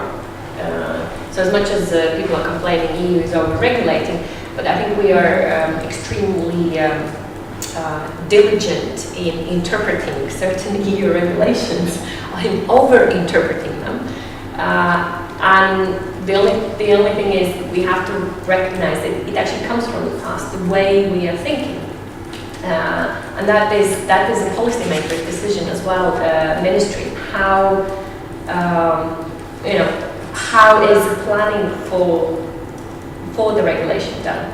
So in this case, limiting the shops to do things they could do and wouldn't harm health. However, the health legislation is so miniature, distinct, very, very specific. And I don't say it doesn't have to be. Yes, but I think we have to look at what's the purpose and in which ways we can reach it. So I think there is a lot of work that should be done with from the ministry side or from the government agencies, coming together and figuring out where are these gaps that are not covered, but also the things that are over-regulated, that are actually not needed. So same with the shops that have been now established, correct me, the two now in Riga, where you can weigh, you can come with your own packaging, and then it's like free. But the initial upstart, but it wasn't just here, also in Germany when they started, it was the same. So the health and safety regulation was so interpreted so stringently, not necessarily as a lawyer, reading a document and saying, where do you get it? It doesn't say it. Yes, but is this over-interpretation of certain things that actually not necessarily either are there, or if they are put in there, referring back to EU, or EU is making us do things. Well, no, EU isn't making us do things. So in some cases they are, but it's not usually not at that micro level, which we tend to see in our legislation. So also, if I understand correctly, you're saying it's interesting to see it partly as an economic policy, also from your first intervention, because you were saying it's looking at how to reduce costs, but then also as a health policy as well, looking at how it can improve people's well-being, people's health. Yeah, and that way, if we think of this, so it's like interlinking so we're talking about poverty, we are talking about areas that are not necessarily food waste legislation. It has nothing to do with environmental aspects of food waste, waste aspects as such. But as policymakers, we would have to think, so, and this is where our sustainable business thinking comes, so what are the social impact? What is so if we're talking about looking at the general demographics at the poverty levels in the country, and then looking at the legislation, how does it actually, some of it can contribute to alleviating poverty. Making food more accessible for people, not necessarily, not bad food. We're not talking about out-of-date food that is damaging health. No, we are talking about policies that are, I'd say, this. You see the interconnection. I think this is what the risk in policy making very often is, that we work in our own little silos. Okay, we look at the food waste. We look at just only at food waste. Or we look at economic benefits or major economy investments. Yeah? So we only look at that. We don't look at the social economic impact. Yeah? There is a requirement for policymakers, for lawmakers, to have that analysis. However, usually it is not done. And then I bring in additionally the gender perspective, and then you completely change the picture. So then it just changes. So again, for the business, it's relevant. You just look and you try to figure out where is your business, what, where are your customers, who are they, how do they operate. And I think this is a bit, we can take those parts in when making legislation. Actually, being more. Having that social economic impact more clearly analyzed where different areas overlap, and identify how food waste legislation can actually impact the poverty alleviation. And actually, sorry, I also wanted to ask you, you talked about the business aspect and CSR, if I would say, so it's corporate social responsibility, another acronym. But which businesses were you actually looking at? You mentioned hotels, but no. Well, for the purpose of the article, it was more at the retail because that's where, say, other the frame given by Jana, the framework says is limited. However, when thinking of the companies, and this consumer aspect, so when do you have the consumer? So you'll have the retail chains. You'll have the hotels and restaurants, and you'll have the agriculture production, because in the smaller environments where we are, that direct link to your producer is more accessible. So we're not, I think it's probably people here representing some of the, I'd say, this direct purchasing units where people just organize themselves and get direct purchasing directly from the farmers. So I think that way, so these would be maybe the primary, and this is where we do have examples, how hotels are managing waste and saving lots of money, not just food waste, but waste in general, how that changes human resource practices, how people in the company think. So Radisson Blue Chain, for example, the waste management system they introduced, and the way they've had to train the personnel in the rooms, and maintenance of the rooms, keeping the standard what they want. But also, so it has impacted human resource policies. It has impacted how people work and think. But it came from the waste management, because they had to change other aspects. You mentioned choice hotels with food. They work on other sustainability aspects, so social aspects, and working with their employees.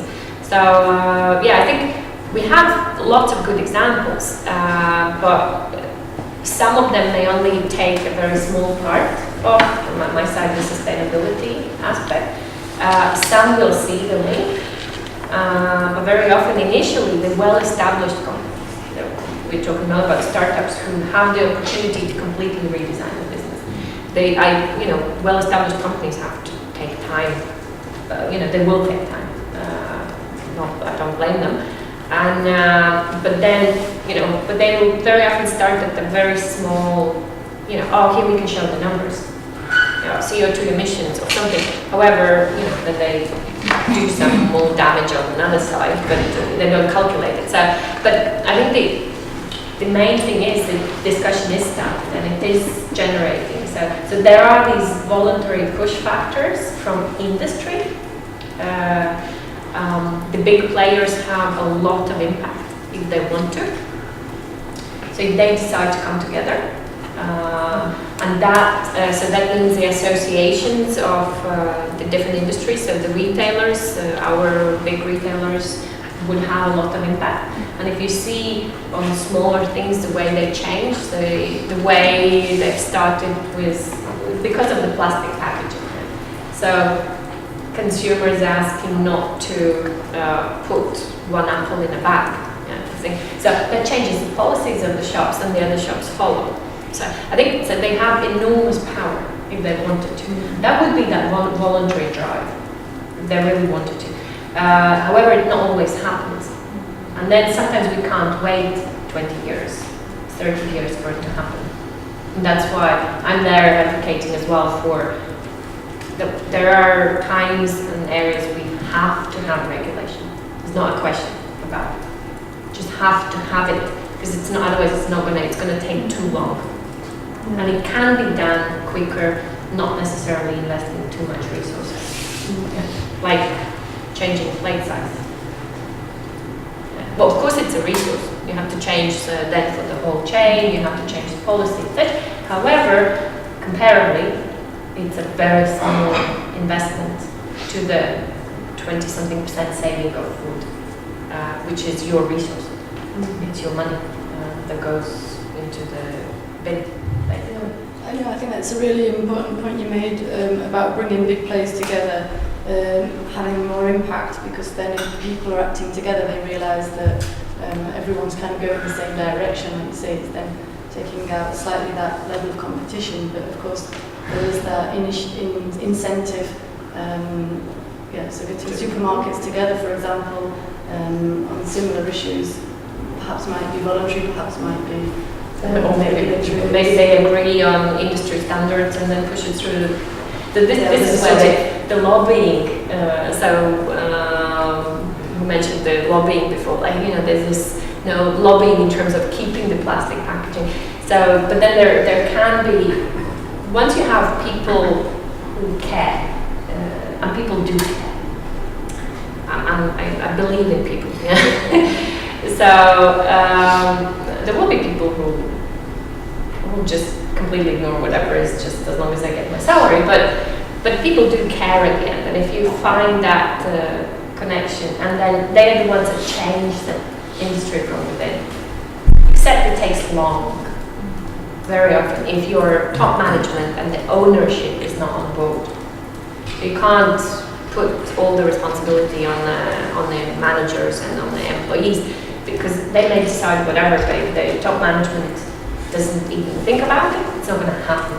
So I think and that's why we have to find that balance. So industries seeing the potential and getting together and doing things, and then also seeing from the other side, okay, what is it as a country, what do we want? How do we want to impact both the business behavior, but also, as you were mentioning, the individual behavior? Does it mean we should offer? I think my family in Sweden, they have the 7 bins in the garden. So everything is sorted, everything, including organic waste, that goes in Malmö to the heat generation. So the heat for the city is generated much from organic waste. They started working on it 20 years ago. It's not new. It's but that's a regulation. They have to have those bins. So they are either paid or provided. And again, like now we have the sorting of plastic and glass, so you can get the bins, and you don't pay for it so the government kind of subsidizes it. So these are the choices we're making. So on the regulatory side, and they impact the behavior. How much waste are you going to generate? When you have to fill up that bin, you actually see it every time you put something there, and it makes you think physically differently. So I think there's also a big pressure, like you say, from society as well, though. Once people start acting, then they see how they can change. You mentioned one of the examples in the UK.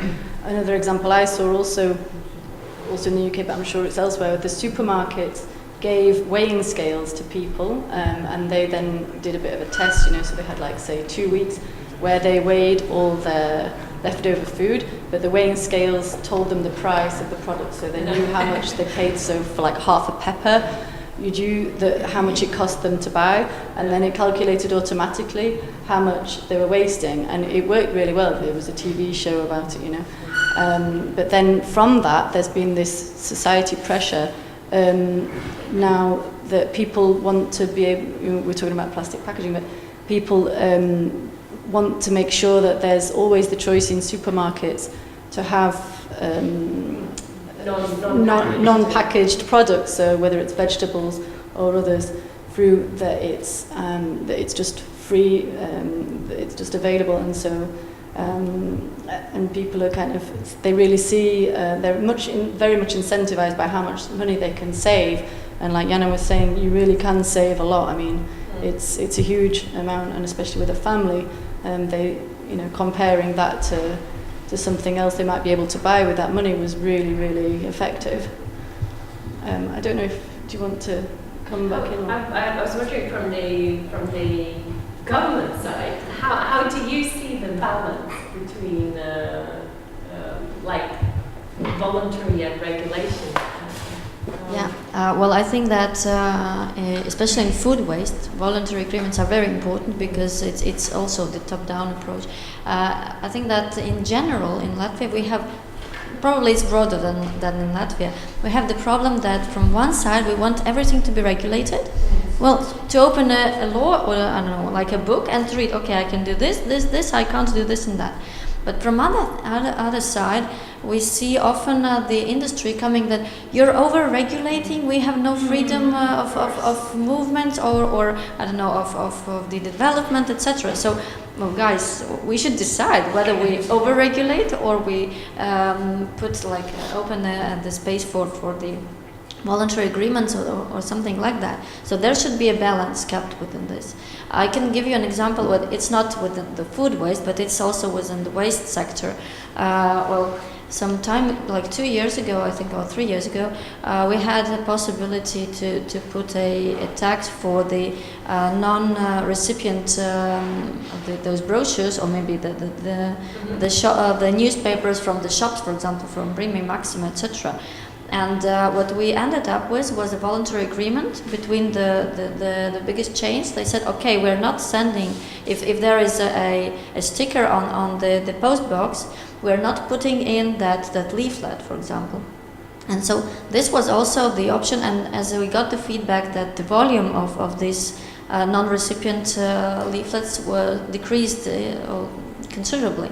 So what we had as a feedback from this example is we do not have to put a tax on it, because if the industry hears that some tax might be put on it, well, they say, okay, we will regulate it by ourselves, so leave it to us. Yeah. So it shows that in some certain aspects we can go with this direction. If we talk about food waste, of course we will not be able to regulate it only on voluntary agreements. There will be a target, of course. And as for me, I think it's like methodology, target, and steps to get to that target. So otherwise, it will not work. We will set a target for something that we cannot even tackle and measure. Yeah, and how to reach something that we cannot measure? Well, nobody knows, and that's the problem. Talking about the targets and if we're doing something or not, for the 2020, which is tomorrow. Almost. We have the one of the targets that comes from EU, for example, is to landfill the bio waste, so biological degradable waste, only 35% from the amount that was landfilled in 1995. And it seems that more or less we're reaching it. So it means that we are also decreasing this portion of bio waste going to landfills. It means that the composting or the digestion, anaerobic or aerobic digestion, is already in place. Something is done. Maybe we do not see it as, for example, as citizens, because it's not shown on TV, for example. It's not being shown, like, for example, the issues of the sorted waste bins you can see by your house, because it's easy. You see, okay, there is a bin for plastics. I put a plastic, probably something is done afterwards with it. But if you put the unsorted waste in the unsorted bin, probably it goes to landfill. But actually it doesn't. There are also flows that are in place, and the sorting of unsorted waste happens, and they get some valuable materials out there. So something is going on already, and it's just the question of the awareness of the society, whether we inform or we see it as something that has to be done, and nothing has to be so to say, it's not a big deal to talk about it, but maybe we have to talk about it more, so the awareness is higher, and the people understand what is actually going on with their waste, where does it go, so to say, to show so-called the material flow charts, and to understand what is actually the life cycle of already at that point, yeah. And of course, we can talk about the industry and the economic development, but what we are facing is that food waste is a good example of a horizontal issue, because it's not only the Ministry of Environment dealing with waste stage. We have to deal with a stage when the food waste is not waste yet. So and this comes to, for example, to the competency of other ministries, and then we have to have the coherency in what we are doing and what they are doing, and also to engage, for example, the Ministry of Agriculture, Ministry of Economics, for them to see what we can do and what is beneficial for the economy, for the inhabitants. Because also when talking about food waste, there is also an issue, as you mentioned, the poverty. And it's very complicated for the people to get the understanding that actually if there is, for example, a corner in a shop with the almost expired but still useful products, then for them not to be, so to say, discriminated that they are going there. Because, well, for me it's fine if I know that I will cook something from this today. It's fine, because the product is still can be used today and tomorrow, for example. But there, well, as we know, as a feedback, there are certain people and certain categories of people who are, I cannot say that they're scared, but they are not feeling comfortable to going in that corner and trying to seek for some product. And this is also something that we have to break a stereotype, because it's not about waste or some people who cannot, some poor people. It's not, because it's more thinking of conscious people who are caring of the food and who are caring of the environment. So it's a bit broader than just putting it in these frames. Yeah. And if I may ask, when Dasa said about that some people kind of see the legislature as more stringent than it actually is. That they might think that some things are illegal, but actually they're not. And we said, in the last session that the first person to kind of educate and give information to might be the chefs or other people in different sectors. How are you going to address that in your work, do you think? And is it something that's quite important or not so much? Well, I'd say the first people who are educating are children.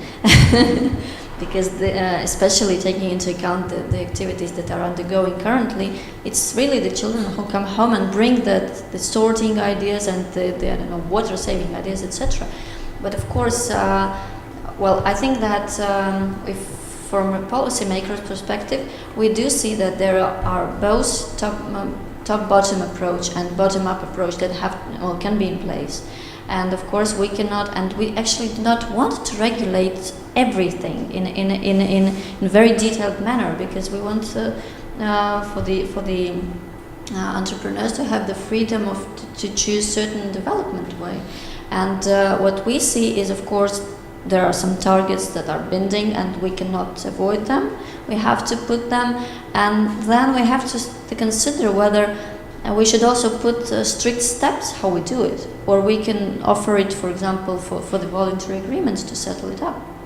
So it's also, well, as food waste has become something, well, considerably new within the terms of legislation and policy, we see it quite open for negotiation, how to make it better and more, so to say, appropriate for the entrepreneurs. Because, well, of course we can develop strict guidelines. Should it be good? I don't know, because, well, there should be some space left for the correct interpretation that would not harm nor business nor reaching the target, but also for them to be able to choose, not only read the document and use it as 100% guideline. Because well, I think that the problem is that we see well, waste management sector as a whole from our perspective, yeah, from policymaker, a bit from scientific, if some of us, for example, is also doing this part, but sometimes we're lacking truly practical vision, and this is what comes from the industry when we have. Actually, we have quite often meetings within the waste management sector, and then some initiatives, some good ideas. Really, they come from the industries, and then we see them, and then we can understand how this can be well, maybe implemented in the policy, because we cannot know everything. It's impossible, and so this is the key. We have to gather good ideas. Good examples, best practices, and to understand how these can contribute to the general target. Mm-hmm. Yeah. Okay. You mentioned also something that the way we often tend to see the laws, that people are expecting.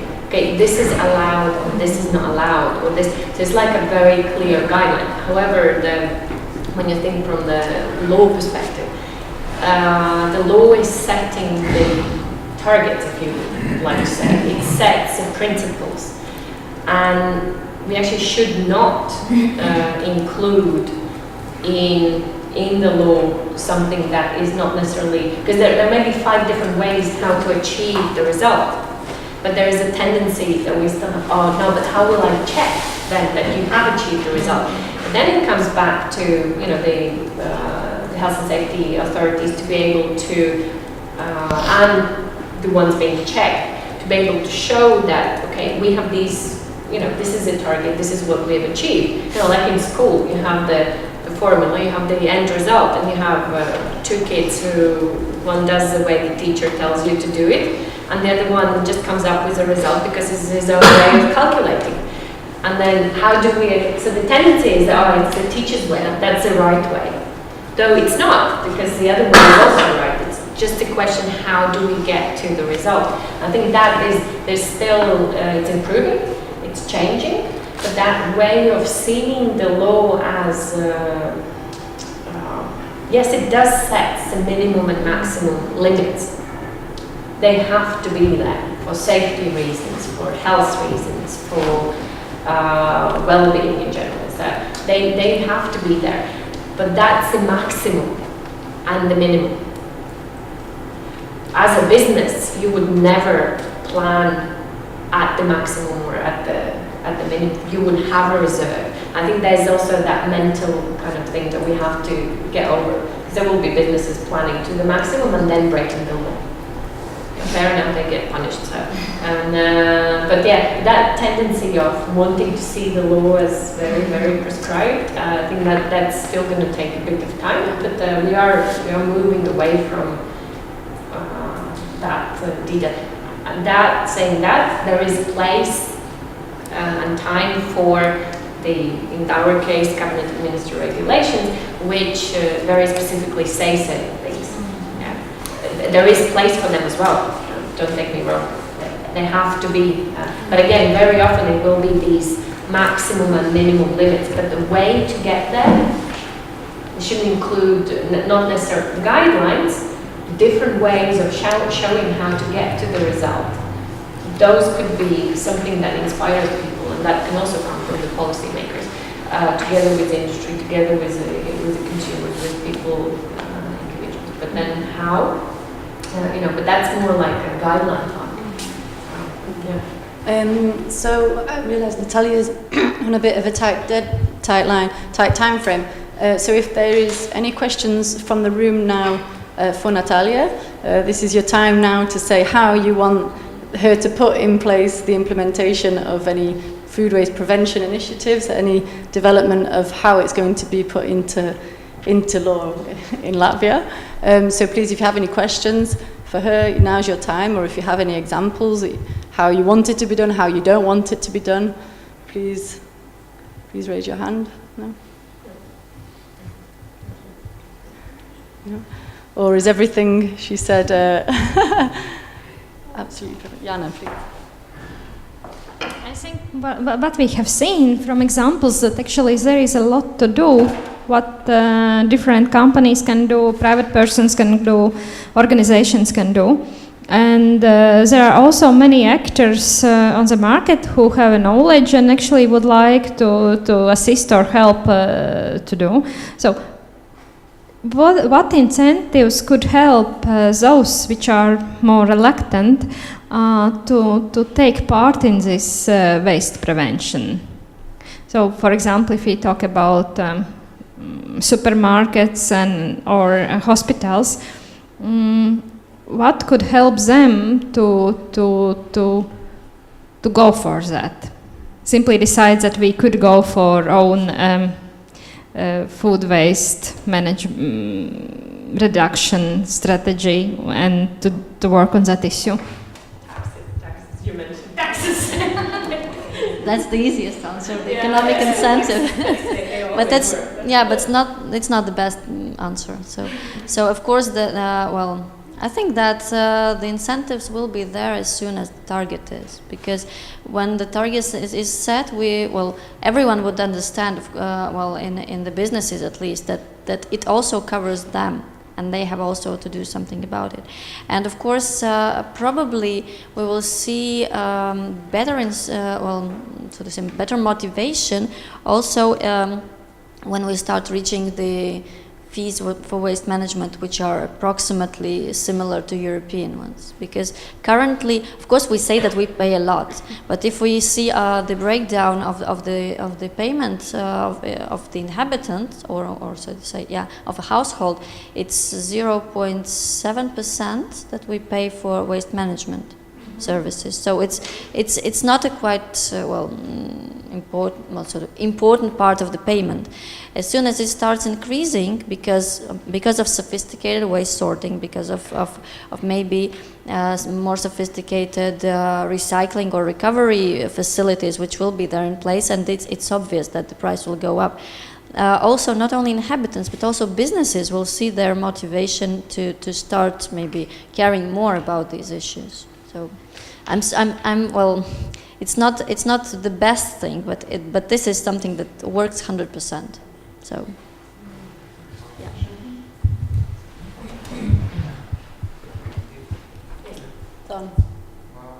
It's more about local situation.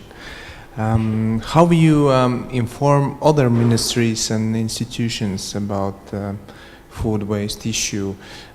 Do you have any format for discussing? Because I understand that Ministry of Agriculture is responsible, example, for dealing with food and example dates and how it could be used later or not. In what stage you have a dialogue between state institutions? As I mentioned in the previous session, from this year we have a working group on food waste, and there are also the representatives of Ministry of Agriculture and other institutions, also NGOs. And what we do, up to now we had two main, so to say, working groups which were held. And we share the information, we share what we are doing, what the Minister of Agriculture is doing, how can we support each other, for example, in the initiatives that we come up with. And this is the, so to say, the scene part. Of course, if we have some initiative or some some ideas or proposals. We also share it directly with the experts, with the experts from the other ministries. Try to involve them in our maybe decision-making processes. And it also, well, if we talk about legislation, some cabinet of minister regulations, for example, we also, so to say, we participate actively in the ones that are developed by Ministry of Agriculture and vice versa. So on the ministerial level, it's going, so to say, it's developing also. But of course, I personally would want it to be even more developed, and well, if I would like, for example, the Ministry of Economy to be engaged in these issues, Ministry of Welfare, for example, because somehow it tackles not only, well, us in these issues. I can give you an example of the circular economy and the approach to circular economy that we had some years ago, when it started up as something new for us as a country.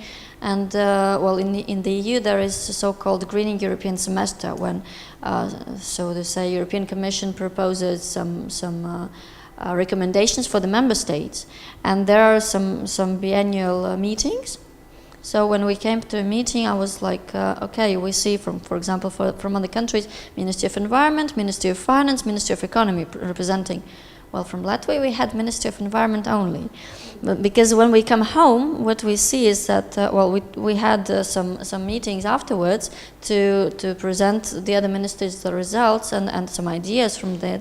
And at that moment it ended up, okay, that's something with waste, something with environment, it's not ours. So it's your, in case we might see our competency, we will join, but not yet. And it was our pleasure, actually, last year, in the end of the year, we held a conference regarding the circular economy. And it was very nice to hear from the Ministry of Economy that they are, yes, circular economy is something that also is our priority, and we are starting to think about it, and we're like, yes, well, some steps are there already, so. Because there's word economy. So, okay, yes, yes, but when they start reading circular, circular materials, waste, no, not our. But it's changing, and it's very good, actually, it's positive.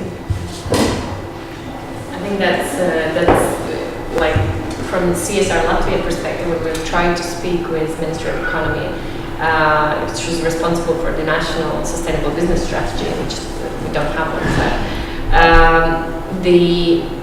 I think the initial focus, it's about corporate social responsibility. That's why we intentionally use corporate sustainability and responsibility, because it's not about being, as I say, white and fluffy, nice and we are so good and we just do good, but otherwise we do business as usual.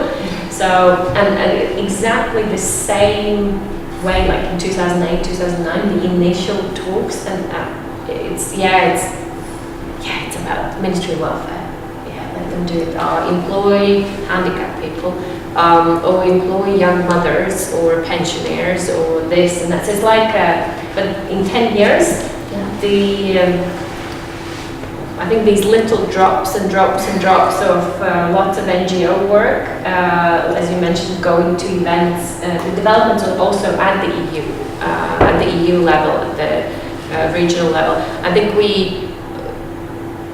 for me, it's good that we are part of the EU. Yeah. I mean, we could complain about many things, and but we can be there to also change them. Yeah, that's one point. But I think it's that ability to discuss across different countries, across different levels, and actually come up with certain guiding principles, ideas, and tendencies, and not ignore it. So,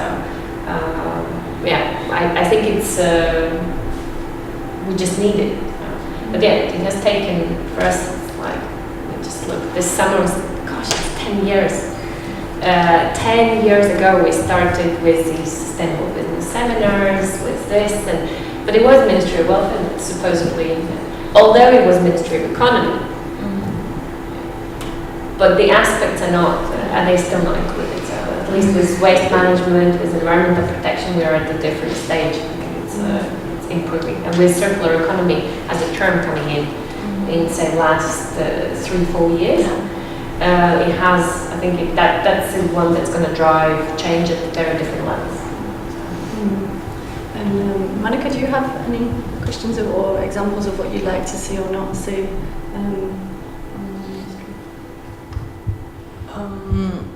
Yeah, I really agree about the communication between the ministries and about this problem variety, but it's really complex. And in Lithuania, like from next year, from 2019, we will start separate food waste collection. So and also Ministry of Agriculture and Food Security, not ministry, authorities, yeah, they also set the working groups and they will give recommendation for the supermarkets, for the business, how to implement, solve the problems with this issue. So the work is going, just probably also need some time for. And if I just may ask a last question, which kind of countries are you looking at? Because there has been already some food waste legislation at national level. For example, in Denmark, they've got these supermarkets that only sell products that have passed their use-by date. But of course, it's products that don't expire because it's vinegar or it's jam with lots of sugar in it or these kind of things. I assume that you're kind of seeing different examples. In France also there's legislation at the supermarket level. Do they help affect what you're thinking about as well? And of course, are you learning from those experiences? Yeah. Well, I'd say that in terms of food waste, you do not need to invent a bicycle. You just have to look around what the other member states are doing and maybe to find something that you can easily adopt to your legislation. So it's the easiest way around because, well, you don't need 28 bicycles actually. it's one, but it should ride good. And, well, we're looking,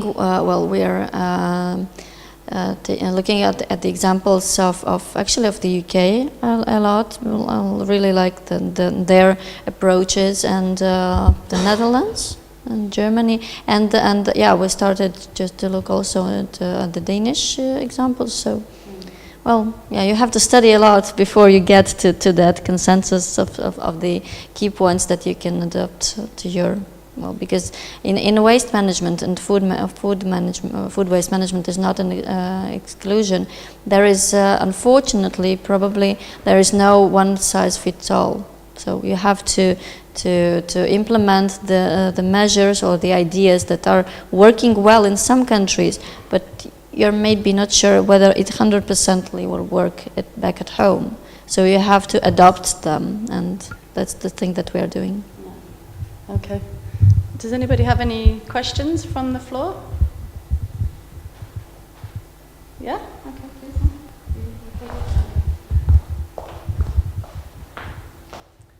Thanks. Maybe it's a bit out of scope, but I catch the word of gender you mentioned, the gender dimension, and I just looked at the whole and saw that there's a very marked gender bias in this, and also among the authors there are a few male. Do you have any reflection of why and whether this is a global trend? Yeah, that's my specialty, sides. I think I'd say, if we think at the household level, so because of the stereotypes that are present in the societies in Europe, we want it or not, we agree or disagree with it, but it is women taking that bulk of work that relates to, say, the whole food sorting at home, etc., etc. I'm not saying men are not doing it, looking at Dervin, but we cannot ignore. Yeah, the data shows women bear 70% of household work, and it's changing between different tasks. Some tasks are more, some tasks are less. So I think that affect, plus lots of work that is done by non-governmental organizations and government institutions. And when we look at the government and the non-governmental institutions representation, you will also see the disproportional representation of women. So I think it's just a reflection of the reality. We do have, you'll see more men at the industry associations, so as such. But again, many of the associations will be run by women because it's non-governmental. So it's usually less paid. And so it kind of goes together. So there's this stereotype behind that affects what do we do? I go to the parliament. I'm not get paid for it. I go to specific issues, to the committees, because I care. And we have male colleagues that go as well because they care. But I'll do it more for the issues that relate to, well, my country, my kids, whatever. And I'll probably work at night when the kids are asleep. So I think, there is this aspect that is, you just cannot ignore. The representation at the government and the NGO level. So they'll reflect on the authors list as well. If you would start involving science, more like the picture will be changing probably 50-50, and then it will start, I think, Jana, you'll have, for the specific science elements in yeah. The NGOs here are men, and the scientists are mostly women, okay, yeah. Yeah. But I just wanted to say also, I mean, with FEPS and BSF, we really try to promote female authors and female speakers as much as possible. So you're right. It's not always the case that we have the luxury of having more women very present in the development of the policy. But I mean, the commissioner Andriukaitis from Lithuania is the person who's pushing that. So I very much understand what you're saying, and you're right. But in the general policy development, I think I don't know. I see it as a mixture. I was just wondering whether this has any implication also for target groups of various initiatives targeted at food waste reduction. So like female are more prone to taking on the message and maybe implementing practices. If you think a normal business would think about it. Every normal business thinking about their choices and the decisions they make. As far as I know from the waste management companies, all the owners they're owned by men, all the companies. So I don't know about their association. It's actually, well, they're competing and they're not necessarily working together a lot, but like any normal company should be doing it. Because you're thinking, and I think from the government side, government is, at least from the campaigns I've seen, is of course they are looking, because you have to figure. So there are two aspects, I think. One is you have to address the reality, to give the message, to get the feedback. But then also that gender stereotype part, you have to also think of whether you're reinforcing the stereotype, or you actually have to address it and then add another aspect, so you don't reinforce that gender aspect in that specific case. But I think from the government side, what I've seen is they're doing. I wanted to add that this gender aspect is very interesting, because if you would look at who are the well-known chiefs, for example, in Latvia, usually they are male, right? But chefs, who are the well-known chefs. But if you would go to school canteen, I have never ever seen a male working in school canteen. And actually this is a very underpaid job, and that's one of the reasons why males are chefs and not going to school canteens. So this aspect definitely should be taken into account. I think it hasn't been really included in the publication, as far as I remember reading the drafts when doing also my article and reading other drafts. But I think it's that's just replying back. So, like any normal business, waste management business will do it. They will look at if there is an incentive to sort waste, they will look at how to address and to whom to address the message. And then, like the school projects, that definitely have shown, I think in general we have 70-80% school representatives are women, except the directors. There is about 50-50, but otherwise teachers and all the and an interesting part, the schools that still have this caretaker, saimnieks, no. That's where you'll see, and those are the people still responsible. In kindergartens, there will always be women.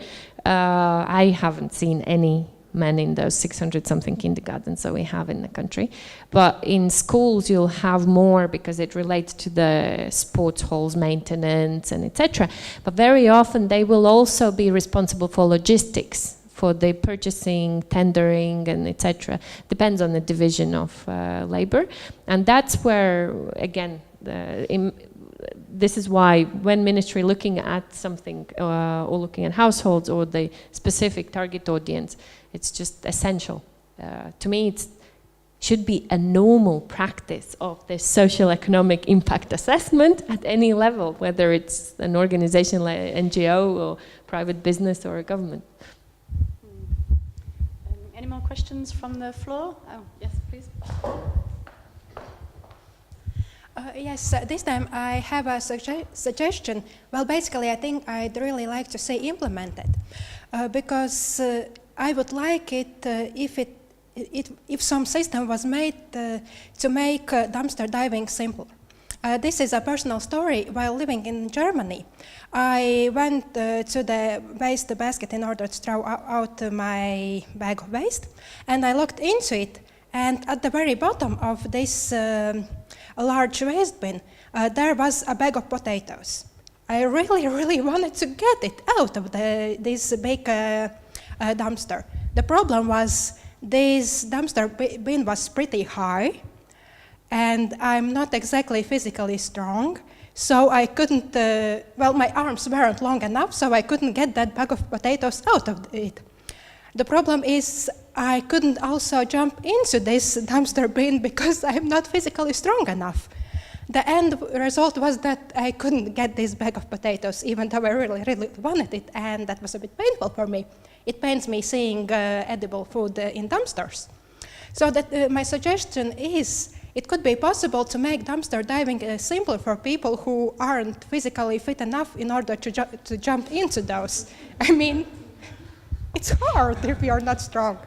So instead of this deep bin, it would be possible to install some shelves.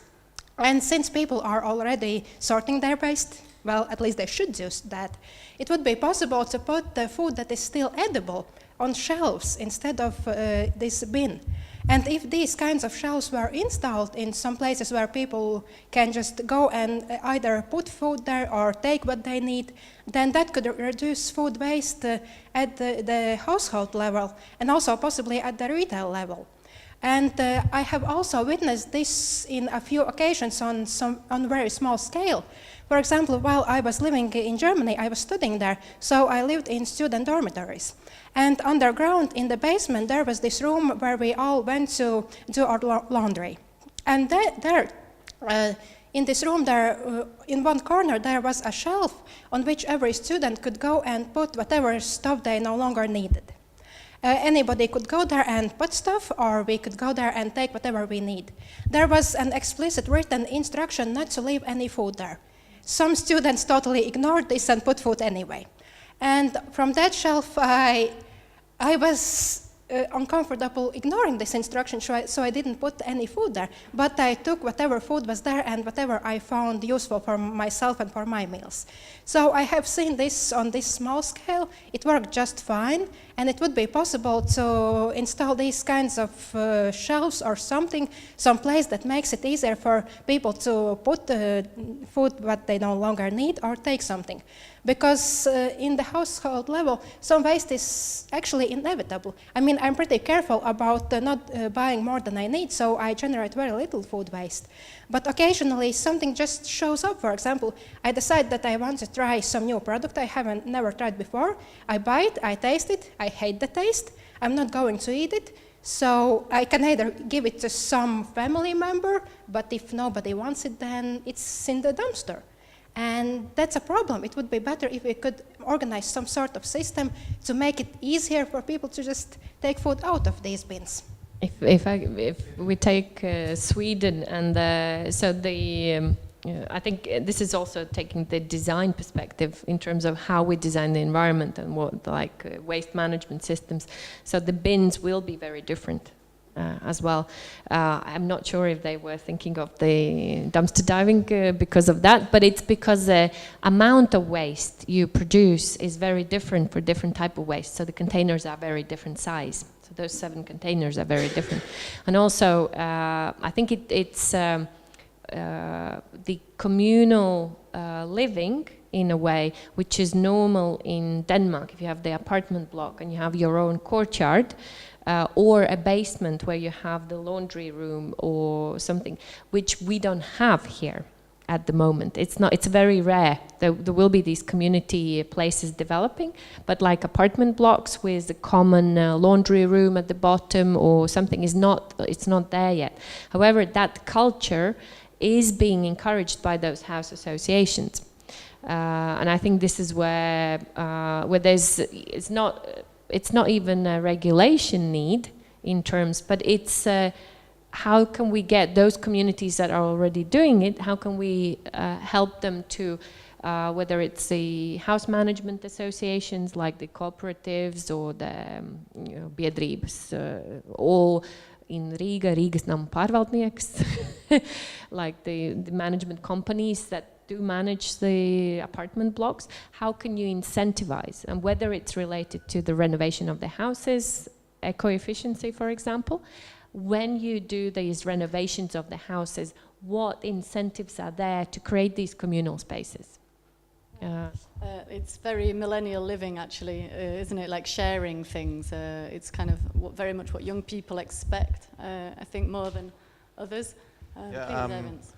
Time to time, I'm quite critical to health and veterinary service.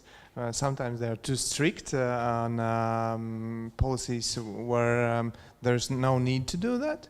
But actually, in this case, we have to take account that if we don't know how food should be stored, it's dangerous just to put it somewhere and that other people eat it, they can die. That's why I don't say that we shouldn't do it, but we should do it carefully. It should be there a good education that people understand what could be given to others. There should be involved health service who is willing not to just say you cannot do it, but who is willing to say how you can do it. And that is the solution that we know that the possible dangers, we take it account, but we are still going and doing the thing what is right.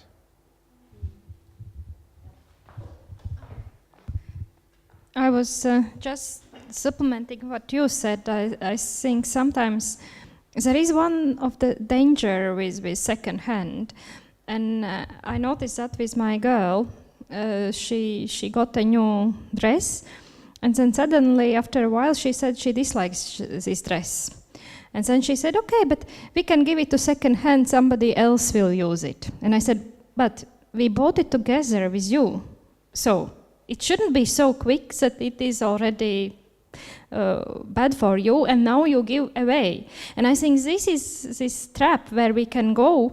If we buy too much food, we can give the commune away. So we give our waste away to others. And I think this is not okay. I think the management is in a way that we should buy in a way that we don't have overlifts. So also that other people could get new things, or they could get better use things.